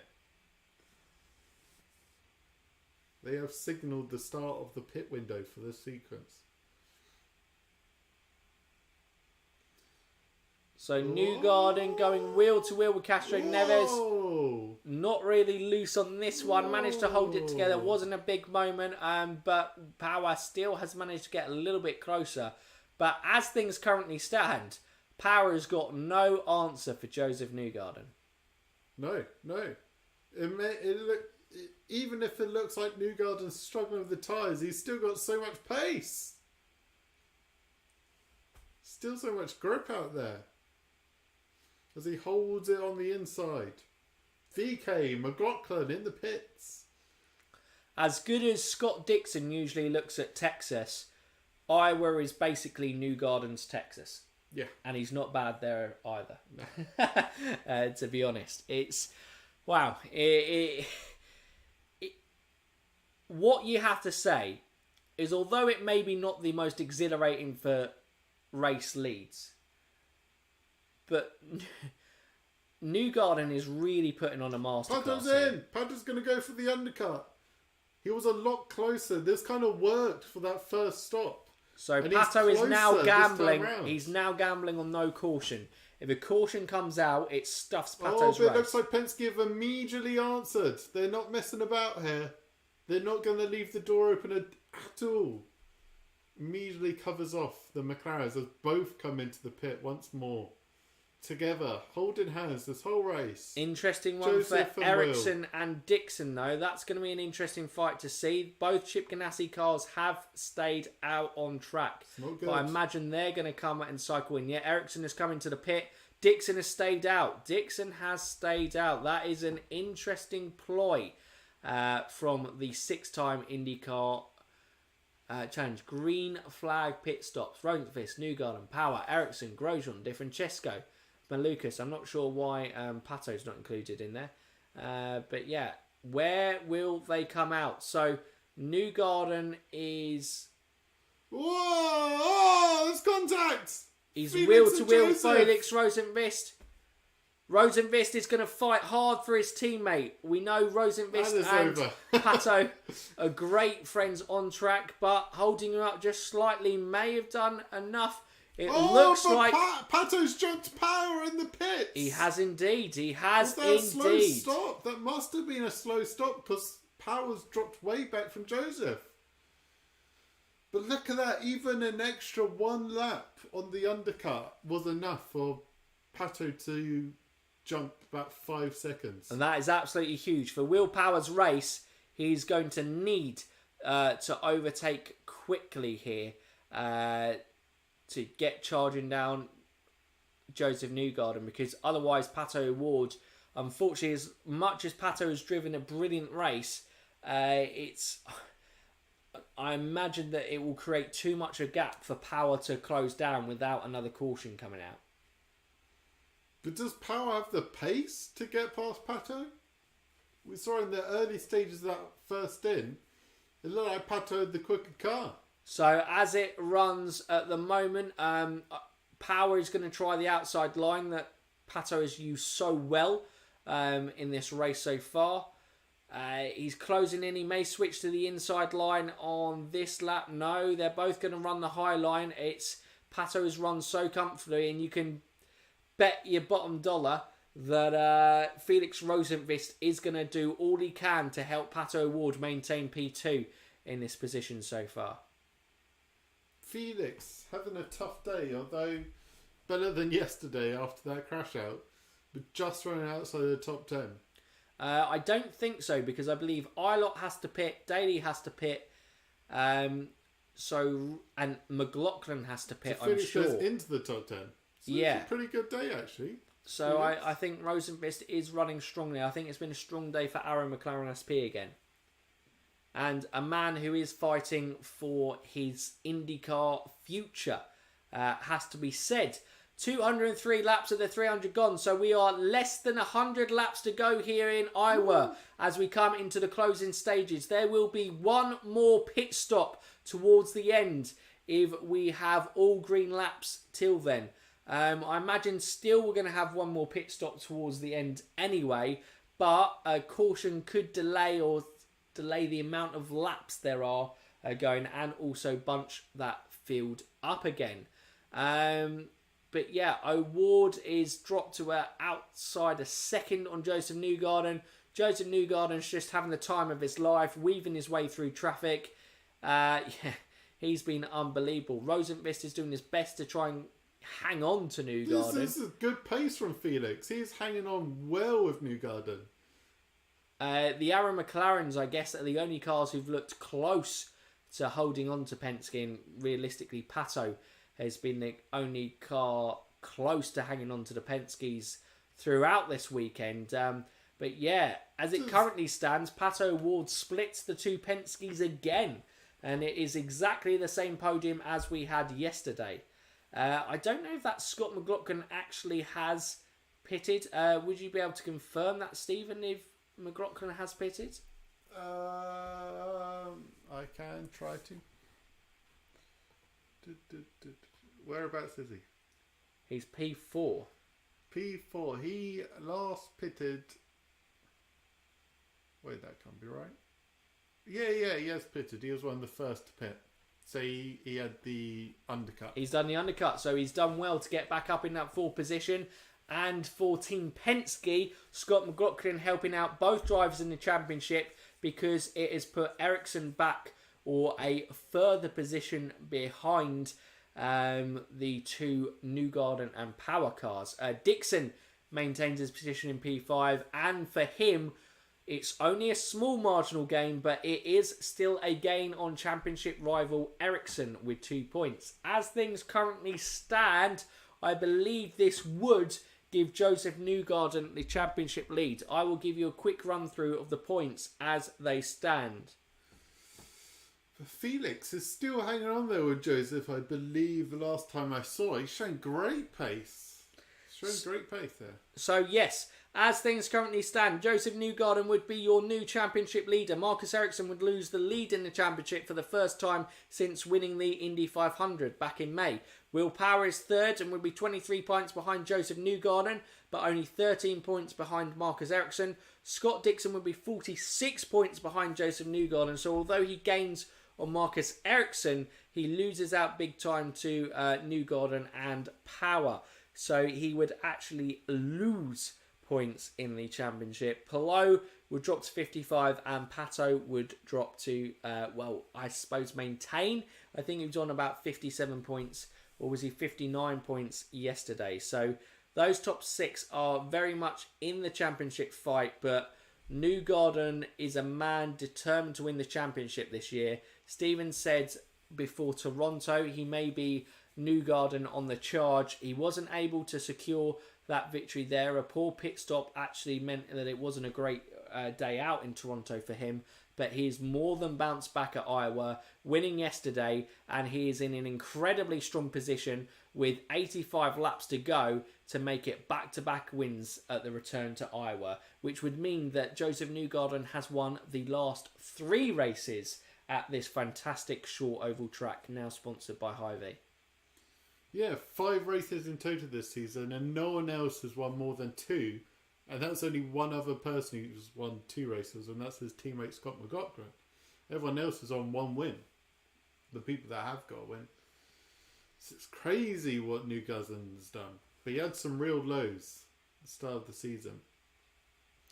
And not the best 500, which has meant that even though he's got 5 wins, if he wins today, he's not going to be in a massive lead at the top. No. But he is in the lead, which is important. Yes. And, but then the chasing pack gets hungry. But it does mean for Marcus Ericsson, he is going to have to step up. And these kind of top 10 finishes aren't going to be enough to see him home for the championship. He's going to have to pull out a win from somewhere. He won last time out in Nashville in a chaotic race where he launched the Swedish space program. But he might have to have a strong showing there in Nashville to be able to really put pressure on the championship again. Waxman notifying again that Scott McLaughlin had a very strong round in that last round, what looks like the penultimate round of pit stops here in Iowa, moving back up into P4 after obviously I think he got a little bit loose or a little bit wide through a corner and lost a number of positions, dropping down to 8th, I think even 9th at one stage, but he's more than recovered and gone above a position where he was previously running. Yeah. Felix has tried his best to hang on to Newgarden, but he has dropped off a little bit here. But showing good pace in that number 7. I'm not sure if Pato's got past Felix. I think Pato has got past, but interestingly on the timing sequence, Pato has been dropped by Newgarden, 2-second gap now, but Pato has also dropped power, 2.3 seconds between himself and Will. So it looks like, as it currently stands, that we might have an exact same podium at back-to-back races. And they have been the 3 best cars all weekend, it has to say.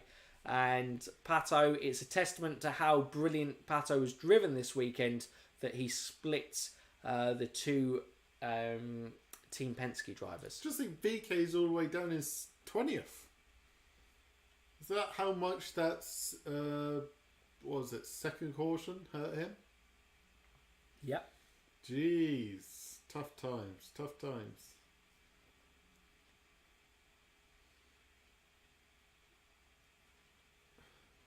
Ericsson makes me think of a Swedish Buddy Rice. Consistency. Buddy Rice obviously before our time, but I believe he was the 2004 IRL champion. Correct me if I'm wrong on that one, Scott. Also won an Indy 500, did he, Buddy? Or am I thinking of a different Buddy? Go from there. Pato chasing him down. I would love to say that Pato is chasing Newgarden down, but the gap is now 3 seconds. It's more Newgarden extends his lead. Pato will get him. Tate would be fantastic to see. VK had a penalty. Did he now? Interesting. Oh. Well, it must have been an unsafe pit release or something within there, or maybe came in too fast into the pits. Probably speeding in the pit lane is one of the most common ones, isn't it, on oval tracks?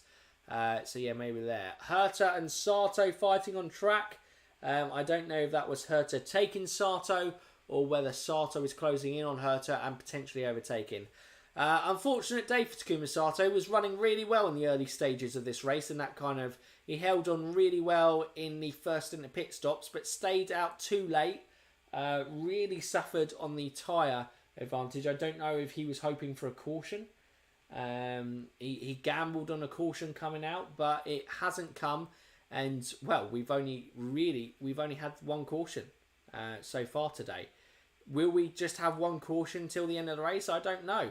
But I think if your name isn't Joseph Newgarden, you are praying for a caution. Yeah, for sure. Just to bunch it up again. Obviously, that last caution, we had only 4 cars left on the lead lap, and then we went up to 15 cars again. But now we're back down to, we still got 7 on the lead lap. Take away the top 3 there, and that's only 4 cars. Whoa, Herta has a bit of a moment, saves it before he careers into the wall. That was it. I knew he won something. He won the 500 in 2004. Cheers, Scott, for confirming that. But Newgarden making his way through more traffic. Connor Daly, bless him, fantastic qualifying performance, but the Ed Carpenter Racing race package, for him at least, hasn't quite been there. For Connor? Yeah. Yeah. Whereabouts is he now? I don't know. See, if you're confused why I have to keep asking where people are, the way the laptop is, it completely blocks the timing sheet for me. And obviously the one we got on the screen is a bit too small for us. So yeah. So where was he? I think he's around about P20. P20. P18 actually, P18. Yeah. But Where's Takuma? But he's 3 laps down currently. Did Takuma ever recover from going long on the first stint? I don't think so. Bad day at the office for Marshank Racing. We've got Pagano 19 laps down and Elio Castro Neves, I think, 9 laps down. 5 laps down. Kirkwood and Christian Lundgaard was fully retired from the race. So not good on fantasy for me there. But I'll take it because I've got Newgarden, O'Ward and Johnson to kind of really recover it. Nice. Ilott would have been the one to go for it, looks like. He is having a fantastic race. And for his first weekend on short ovals... Oh, Newgarden's gone! Oh my God, Joseph Newgarden's gone! That is huge! Oh, that is huge for the championship as well! We were just bigging him up! Oh my God, Pato O'Ward leads in Iowa! There's the caution, and it's Joseph Newgarden! We said he's just a pro. You're watching a masterclass here at Iowa. But he has lost it. I was kind of half caught it on the screen, but I don't know if he was trying to take a back marker. Oh, that is going to change the points up massively. We saw in that the previous stint, he had some moments around turn 3. James Powell, what? Loose. And this time he's just fully lost it. Oh my God, you guys have gone to a commercial. I'm sorry, but oh my God, Newgarden is out. He has had the biggest hit of the weekend at Iowa. Though. He is okay, but woo. He has lost it. He is gone. That is something that we didn't see coming. Oh my God. Okay, so he was running fine. He's lost it all by himself. All by himself. He wasn't even taking. Touches the yellow and loses it. Oh, that is a rookie mistake from Joseph Newgarden. It's a bit like Jimmy's one yesterday. They just spun and caught before it hit the wall. Complete control. I don't even think he went that low. Just the back end of the car just completely went. But we did see in the previous stint he was struggling around turn 3s and 4. Love, I was waiting for Mark York to pop up. Called it abducted for sure. Only explanation why his car suddenly lost it. Wow. Whoa. Wow. That is huge. Could that be the championship charge from Newgarden? Stopped in its tracks. Well, he just keeps dropping back after leading the championship, having an 11-point lead over Marcus Ericsson. He's now, as it currently stands, 30 points out. But I don't know if that's going to worsen. A DNF is massive. On board right now. But it just goes. It just goes. The back end just goes. If things finish as they do, that's so weird. I don't know what's happened there. That's right. Something might have broke. I don't know if his rear suspension just gave way because it seems unusual. The back end just gave out on him. Those of you who've got commentary, they'll probably explain it when they get back. But Joseph Newgarden himself just looks absolutely stunned. Doesn't understand what has happened. Big winners here in the championship is Pato O'Ward. He was 57 points behind as things run. Now he is 38 points behind championship leader Marcus Ericsson. Will Power is 10 points behind. If Will Power can overtake Pato O'Ward at the start of the at this restart of the race, then he will be level on points with Marcus Ericsson. Although I believe Marcus Ericsson still will maintain the championship lead. if that is the case. We haven't got commentary. We don't know what they're looking at. So Taser Cow is going, looks like a right rear suspension failure. Something broke when it hit the wall. He did, same as JJ from yesterday, left front. Did break Maybe not. There you go, whacked man. Oh, that was brutal. Imagine Ericsson's reaction in this moment. He's going, yes! Yes! The biggest winner is Ericsson. Just have that mentality of leading the championship still. That stinks. I like Newgarden. Sad. All race we've had Will Power and Newgarden holding hands coming into the pit lane, and now Power has lost his buddy. Gotta say, that is desperately bad luck for Joseph Newgarden. It looks like we watch these races without commentary, so we are literally watching images and trying to figure out what's going on. But Mark's explanation is saying left front lifted off the ground as he spun. So look, going there. One down, one to go for Bruce. Just going for the good of racing. Please go from there. Alexis, good to see you in chat. Too bad. All we see is commercials. Gutted for you guys. Go from there. Shut up. I'm trying to watch commercials. Sorry, Jill. I'm sorry. I didn't mean to interrupt your commercials. I'm so sorry. Oh, wow. Wow. I did not see that coming, but that is the pain of racing if you're Joseph Newgarden, but also the beauty of racing. It looked like it was Newgarden's in the bag. He was completely dominant today. After he got past Will Power on track, he just looked like he was in control. It was going to be back-to-back wins. It was going to be a championship lead for the first time this season, I think, for Joseph Newgarden. Did he lead slightly earlier in the early stages? I can't remember. But this would have been a really big statement for him to take the championship lead after Iowa.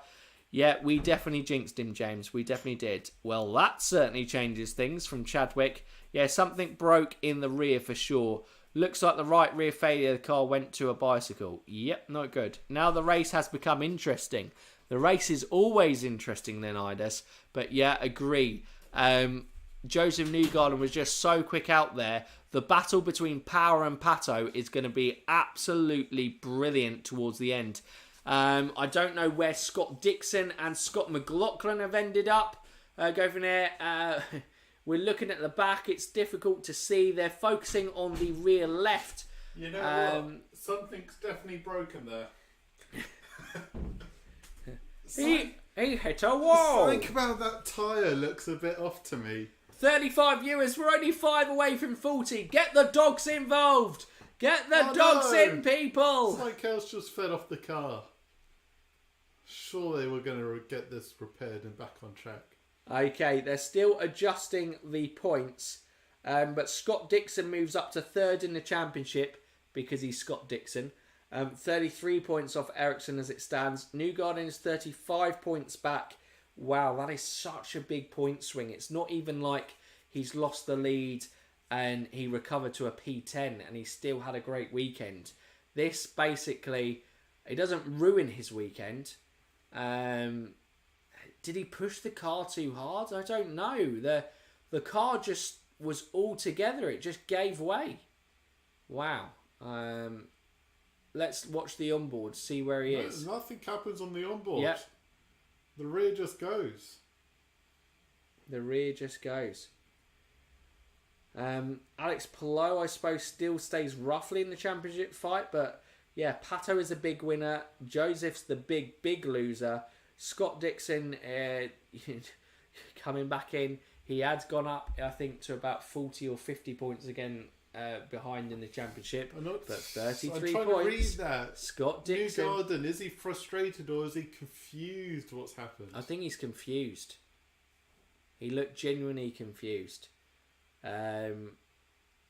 Trying to sort out these cars in the pack, it's going to be a nightmare figuring out where everyone is. 245 laps. By the time this goes green, we're going to have just over 50 laps to go in this race. No more stops. No all more green stops. To the end. It is all green to the end because everyone has just come in for a pit stop, hasn't they? Look, they're just circling it now. Dixon, 33 points off in the championship. He is a big winner there with Joseph Newgarden crashing out. He could still win this race as well. With the unstoppable force of Newgarden out, anyone in this like top 5, top 10 could do it. You guys are going to have an interview with Joseph Newgarden, and you guys can understand, you can relay the message back to us. Obviously, we can't watch and risk any audio getting there. Tate, I imagine, is going to be very happy. If Pato keeps the lead on restart, it's over and he wins. I think so. I do think so. I think he's had Power's number, I think, once he's had the lead of him. So, yeah, it's going to be interesting. You say that. In that second... the start of the second stint, he couldn't get past Power at all. No. Power had his number. Tough break for numbers. Newgarden. Yeah, they have. They're going on a second date, a third date potentially. Who knows where Power and Pato's relationship on track will end up. Now Newgarden's out the picture, there's no more distraction for Power. Absolutely. So Pato. It is. In Love Island terms, bloody hell. Love Island comes to IndyCar. Power is now in an exclusive relationship with Pato on track. Jesus Christ. But Scott Dixon has won. He's managed to jump Scott McLaughlin in that last round of pit stops. So Dixon is in a podium position. Ericsson is P5. Johnson 6th. Grosjean 7th. Herta 8th. Malukas 9th. Ilott rounds off the top 10. So Malukas is the best placed rookie again. Newgarden's been instructed to go to more media. At the moment, the last thing he probably wants to do is talk to anyone in media, but tough break, he's got to go from there. Leclerc's crash was all himself. I was thinking the same thing. Johnson confused because he's running 6th. Boom! Confetti! That's a bit like Leclerc crash today in F1. They saying a rocker broke in commentary. Ah, damn. Poor Newgarden. Poor Newgarden. Can Scott Dixon get his first win here at Iowa? Scott Dixon, yeah. Like I said, because the unstoppable force of Newgarden's out, it's anyone's game. Anyone has a good restart and goes to the front, they can hold it. You've got to say, this is a bit of performance like, and maybe even better than Will Power at Mid-Ohio. Power obviously came from the back to finish P3 that day, didn't he, to get on the podium? Well, Dixon has started 18th in both race days. Yesterday, he got a P5 finish. Today, he currently runs on the podium. We're bunching up. We're about to go green as we will cross over with 50 laps to go. Pato Ward leads Power and Dixon. Who wins in Iowa? The favourite is crashed out. We go green here in Iowa. Pato Ward leads to the flag. He looks like he's got a great start. Dixon's all over the back of Power. I think he's going to make a look on the move. Jimmy Johnson's round the outside of Marcus Ericsson. Whoa. Alex Palou. Or is that Alex Palou trying to unlap himself round Marcus Ericsson? Oh, 3 Chip Ganassi teammates going wheel to wheel. Oh, really close there. Ericsson somehow manages to keep himself going into it. Johnson, big move there. That means now if Will Power manages to get past Pato O'Ward, he will have the outright lead of the championship. Here we go. McLaughlin has taken Scott Dixon. Dixon has fallen back, so we've got a Penske 2-3. That is not going to be useful for Scott Dixon in the championship, although it probably doesn't change too much, seeming as Marcus Ericsson stays there. But yeah, Will Power, he will lose points out to Will Power, who may take the eventual lead. Pato still leads. He's had a good restart here. 49 laps to go here in Iowa. And yeah, Pato is strong start. Yeah, he's got away. He's fixed those restarting woes, and he's built up for nearly a second lead here, 9/10 up on Will Power. 48 to go. These laps are going to go quick and fast. This looks like Colton Herta trying to get past a lapped Graham Rahal. Whew. Jesus, we're mental. Oh my God. Sato is into the top 10 again. It has been a pretty solid drive for him, recovering after that poor strategy decision at the first round of pit stops. O'Ward at the moment, he looks like he's got it. He looks like he's got the pace on Power. Second lead so far. Power looks like he might need another caution just to have another shot here.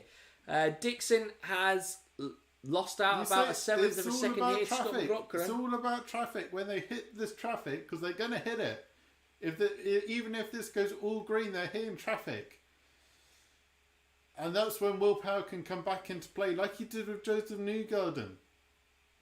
All it takes is a loose moment from Pato O'Ward. Mark makes a good point. Power must be going. Is his suspension going to be suspect?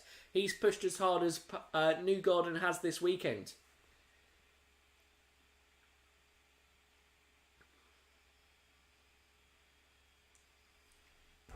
Oh, just taking a breather there because it has been a chaotic restart. I'm still in disbelief for what's happened to Joseph Newgarden.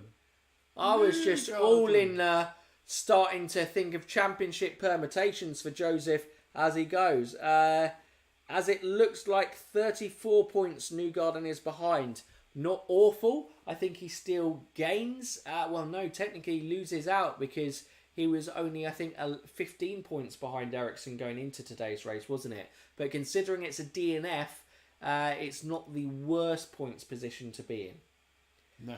I tell you what, who will be happy though is Will Power. Next week we're at the Indy GP Race 2. Will Power is the most successful driver in the Indy road course history since IndyCar have been racing there. If he can get a race victory there, you have to say for certain that is Will Power taking the championship lead next weekend. Yeah, for sure. But he has to deliver. P3 and P2 wouldn't be terrible. It's definitely championship form from Will Power. But I guess we should stop acting surprised about championship form for Will Power now, because we're over halfway through the season and he's there. He's there. He hasn't left all year. He hasn't done the usual Will Power of maybe a strong start out the blocks and drops off with bad luck. He's kept his head composed. Even on bad days, he's maximised the kind of deficit to his championship rivals, and it is a strong position. But Stephen, I think with 38 laps to go, we should probably let you talk a little bit about your man Pato. Pato! Thank you. That's all I have to say. I can't say too much. I don't want to say anything right now. It's 38 laps to go and he's got 1.3 seconds gap lead. As Takuma and who's that? Malukas. Get a bit close. That is for position as well. That is 9th and 10th on track. I was about to say, wait, what's happened to Power? But of course, McLaughlin is P3. Whoa, there was a touch there. There was a touch between Sato and Malukas. Both drivers done well to kind of keep it on track. Everyone's about a second apart from each other, although Scott McLaughlin's about half a second on Power. The front 4, 5, 6 have kind of spread out a little bit. Maybe a bit of conservation to go for a late charge, but this was a relatively short pit window. This is only about 50, it's less than 60 laps, so you think they don't really have to do much conservation. Unless some people going on a slightly scrubbed set of tyres this last stint. Mad Dog Malukas. Pato O'Ward now has reached the back of the field. This is traffic. Like Stephen said, traffic's going to be a key part in the end of this race. And now Pato O'Ward has kept up, has come onto the back of it. Power's going to be there in a minute. Now, how well can Pato navigate his way through traffic? This is where he wins or loses Iowa today. Unless a caution comes out. But if it stays green, this is where he wins or loses this race. Yeah, for sure. What lap are they on? So it's a 300 lap race. So with 32 laps to go, we have had 268 laps here in Iowa. O'Ward is pulling away. Yeah, it's a 1.5 second lead to Power. Power currently has no answer to Pato. He's just, I don't know if he's accepting the position for the championship, saying that it's a good day at the office, especially as Ericsson is finishing P6. He gains points on his rival and goes to one of his strongest tracks on the calendar next time out. Obviously, he won Didn't he? I know it was Colton who won it, the Indy GP earlier in the season, wasn't it? Yes, because it In was the the wet. rain carnage. And it was Colton Herta going drifting. Don't bring it up. Save of the season. I don't want to hear about that race. Always got to bring up the bad ones, haven't you? I don't mean to. It just happens. Every time. Rosenmist was probably a big loser out on that last round of pit stops, but he will be charging and hoping that he can get back into the top 10 to finish after obviously not going from there. Doesn't Maluka mean... I don't know whether it means wanker in Greek. I'm sure Greek mates at school used to say it all the time. Fun fact there. Fun fact indeed. But yeah, I don't know. 44! We've done it! We've reached the 40s! Oh, we've dropped out. People have gone. People have gone. They gave us a short moment. We've dropped out. They didn't even give me the chance because they saw 44 and they're like, oh my God, he's going to say, can we get 50 before the end of the race?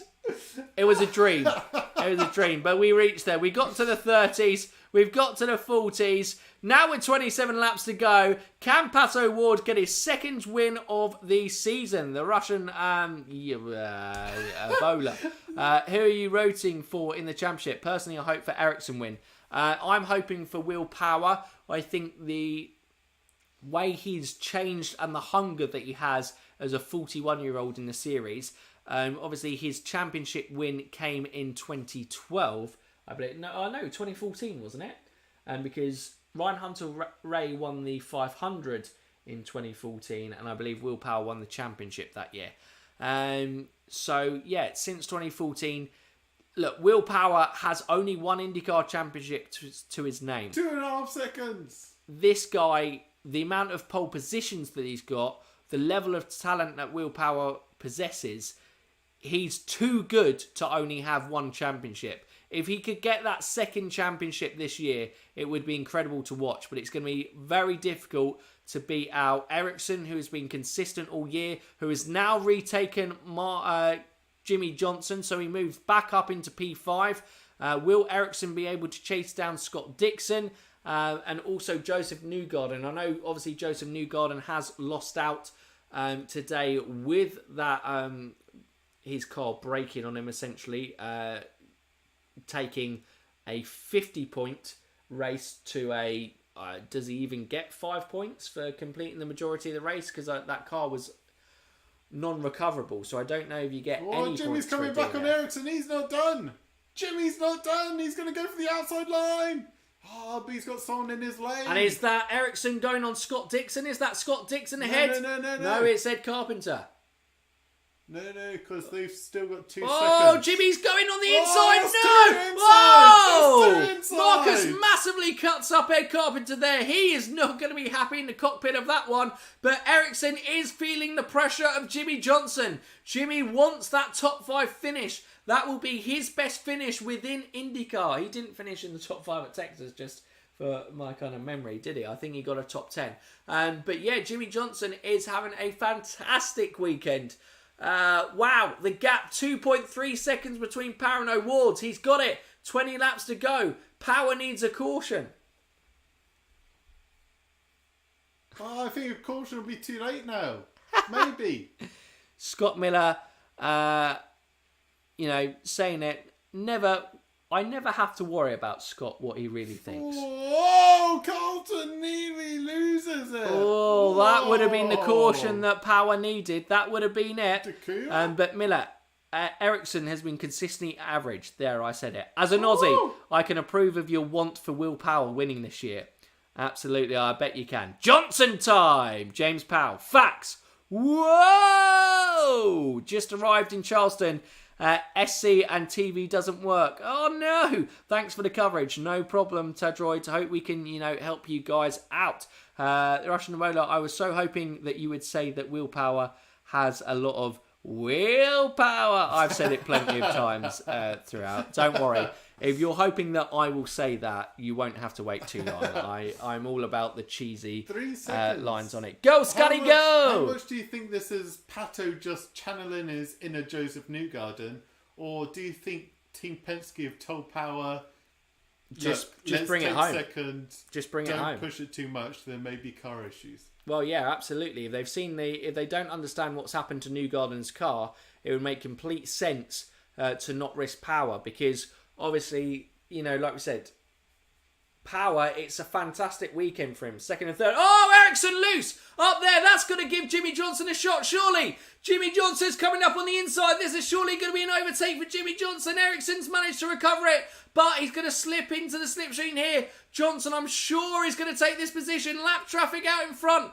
Both cut to the inside. No. Johnson holds on the outside. I thought he was going to be a lot closer than that, but Ericsson definitely got a little bit loose up there. I thought it was him getting loose out on the marbles like he did yesterday, where he dropped a few positions and the caution saved him from losing too many spaces. But yeah, Ericsson really, for the championship, desperately needs to hang on to this top 5 position. But Johnson is having none of it. He's now lining up the move. He's going to have a look on the inside this next time round. Can he make it stick? He sends it. Ericsson has been brave on the brakes. Managed to hold on, but lap traffic is in front of him, isn't it? Is that going to hold him up? No, Jimmy slots in behind. Dalton Kellett is the car in question. Oh, and that's cocked Jimmy Johnson completely. Oh, has he used it as a slipstream? He's got all the run on him. Can he get past? On the inside, there we go. Jimmy Johnson, Ericsson's holding no. He's managing to get loads of grip on that. That's what we said. Fantastic stuff with this Iowa race too. Both lines are going to be really rubbered in and plenty of grip out there and having cars drive side by side. You now got Felix Rosenqvist and Takuma Sato. Sato and Rosenqvist have somehow managed to move up into the top 10 since we've last looked. And they are fighting wheel to wheel, and Rosenqvist, has made that move stick. He is now top 8. I'm sure we'll jump back to Jimmy Johnson and Ericsson fight. That seems the closest fight in these closing stages. 10 laps to go. Pato now pulls up and nearly a 5-second lead. All he has to do is bring it home. But like we saw with Joseph Newgarden, that can be more difficult than it appears. Oof. Ouch. Stephen, you're better to answer this. I was at work, so I couldn't watch the French GP. What are your thoughts on the French GP? Yeah, it was alright. Stephen's a Max Verstappen fan, so he's definitely happy. Jimmy Johnson and Ericsson go wheel to wheel. Looks like Jimmy's going to make the move stick this time. He has gone low and he has made that move stick. Big. Johnson gets the top 5. Ericsson not able to hold on to the top 5. He's got a big enough gap between himself and Grosjean and Rosenqvist, so I think that's going to be 6th safe for him. But yeah, close the deal, Jimmy. Jimmy has closed the deal. It's Jack Harvey comes back. He becomes relevant again in IndyCar as he's 43 viewers. Time for the 50. Up to 50. To Grosjean. Here we go, Felix. He's getting past the Andretti Autosport of Robin Grosjean and makes the move stick. Great recovery from Felix Rosenqvist and a great race day for Arrow McLaren SP. P7 for car 7. That is 7 laps to go. 7. I don't think Rosenqvist has got enough laps to get anywhere near to Ericsson unless he gets a little bit loose. Scott Dixon we're now driving on board with. Is he getting close to Scott McLaughlin? Is he going to have a go in the last 6 laps? No. I don't know. I think that's Scott McLaughlin right in front of him. It's a second the gap. That's a lap car. I think that's Connor Daly, possibly. It could well be, or it might not be. No, it's definitely not Scott McLaughlin. That's North second. That gap is North second. Let's go, Jimmy! Oh, unbelievable. What a race again. Overtakes. You were right. It is the Bit Nile Racing livery of Connor Daly that is holding Scott Dixon up currently. Just a quick flash and we ride on board with Pato O'Ward. 3.8 seconds is the lead with 4 laps to go. Wow, Tate was being confident. He was saying he's chasing Newgarden down. He didn't need to chase Newgarden down because Newgarden's car just gave up on him. But Pato O'Ward, second yesterday. He looks like he's going to go one better today. 3 laps to go here at Iowa. Stephen must be sweating profusely.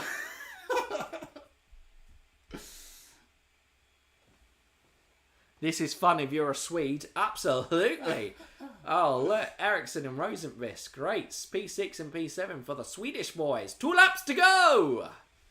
Whoa. Power is 8 points behind championship leader Ericsson.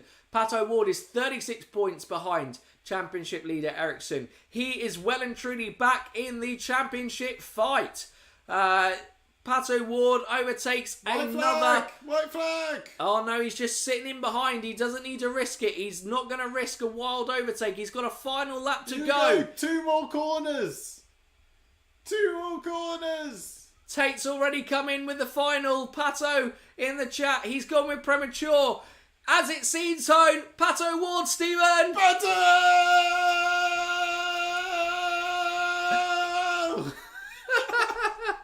Award! The Ninja Hands Mexican Aaron McLaren SP star driver. Brilliant driver in IndyCar. Championship contender last year. Had such cruel luck in the season finale. He has brought himself well and truly back into championship contention with a brilliant showing at Iowa this weekend. P2 and P1. Definitely the big winner of this weekend's race. A brilliant drive from Pato. He managed to hold on with the Penskes when nobody could, and he was able to take advantage when he got that move on the restart and wheel power. Didn't look back. And when a bit of good fortune fell his way, when Joseph Newgarden's car gave up on him, Pato's been able to seal the deal, and it has absolutely been a fantastic drive and weekend from Pato Ward.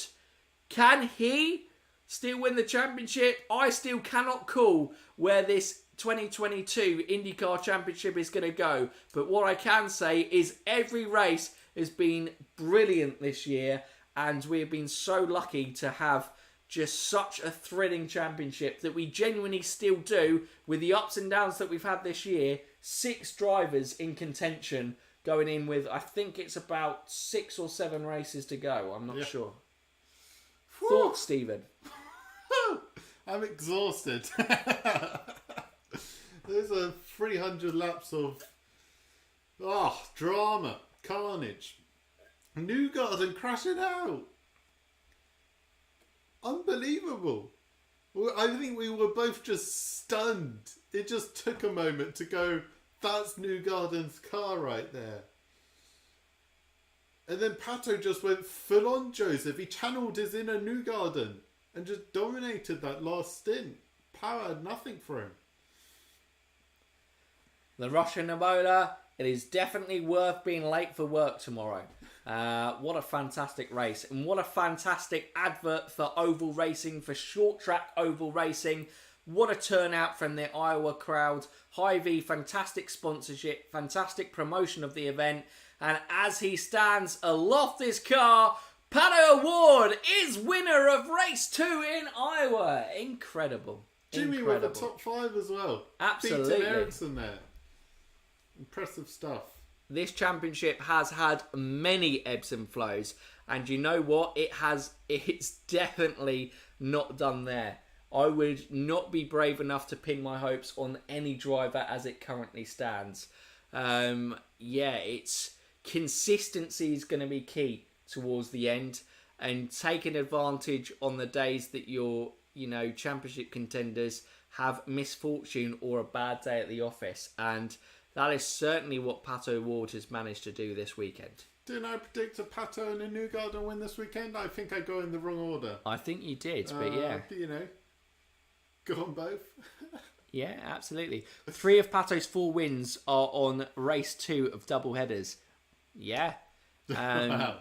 That is crazy. Absolutely, yeah, because it was at Detroit, Texas, here. Yeah. Farewell from California. Thanks you, Leonidas, for joining in. Thank you for all your support, guys. Thank you for everyone who has joined in chat. It's been absolutely brilliant support. Thanks, boys. That was fun. Well done. Here are you guys. Where are you guys? I think we're the UK. We're near London. If that was a where are you guys, that's where we are, Gavin. But yeah. Gavin is from Middle Earth, though, so you may not know where London is. Yeah, that's very true. We are from Rivendell. We are elves. The realm. No idea why we're elves, but I think I'm a dwarf. Yeah, that's gone. Yeah, it's crazy. Stephen's too tall to be a dwarf, so that's probably why I went elves. But yeah, that's where we are. Yeah. That's where we are. What a fantastic doubleheader weekend. Yeah. Brilliant races on both days. Full of excitement, full of drama. It's going to be a tough one to review. What, on Tuesday we're aiming for? We'll have it scheduled, so you just keep an eye out.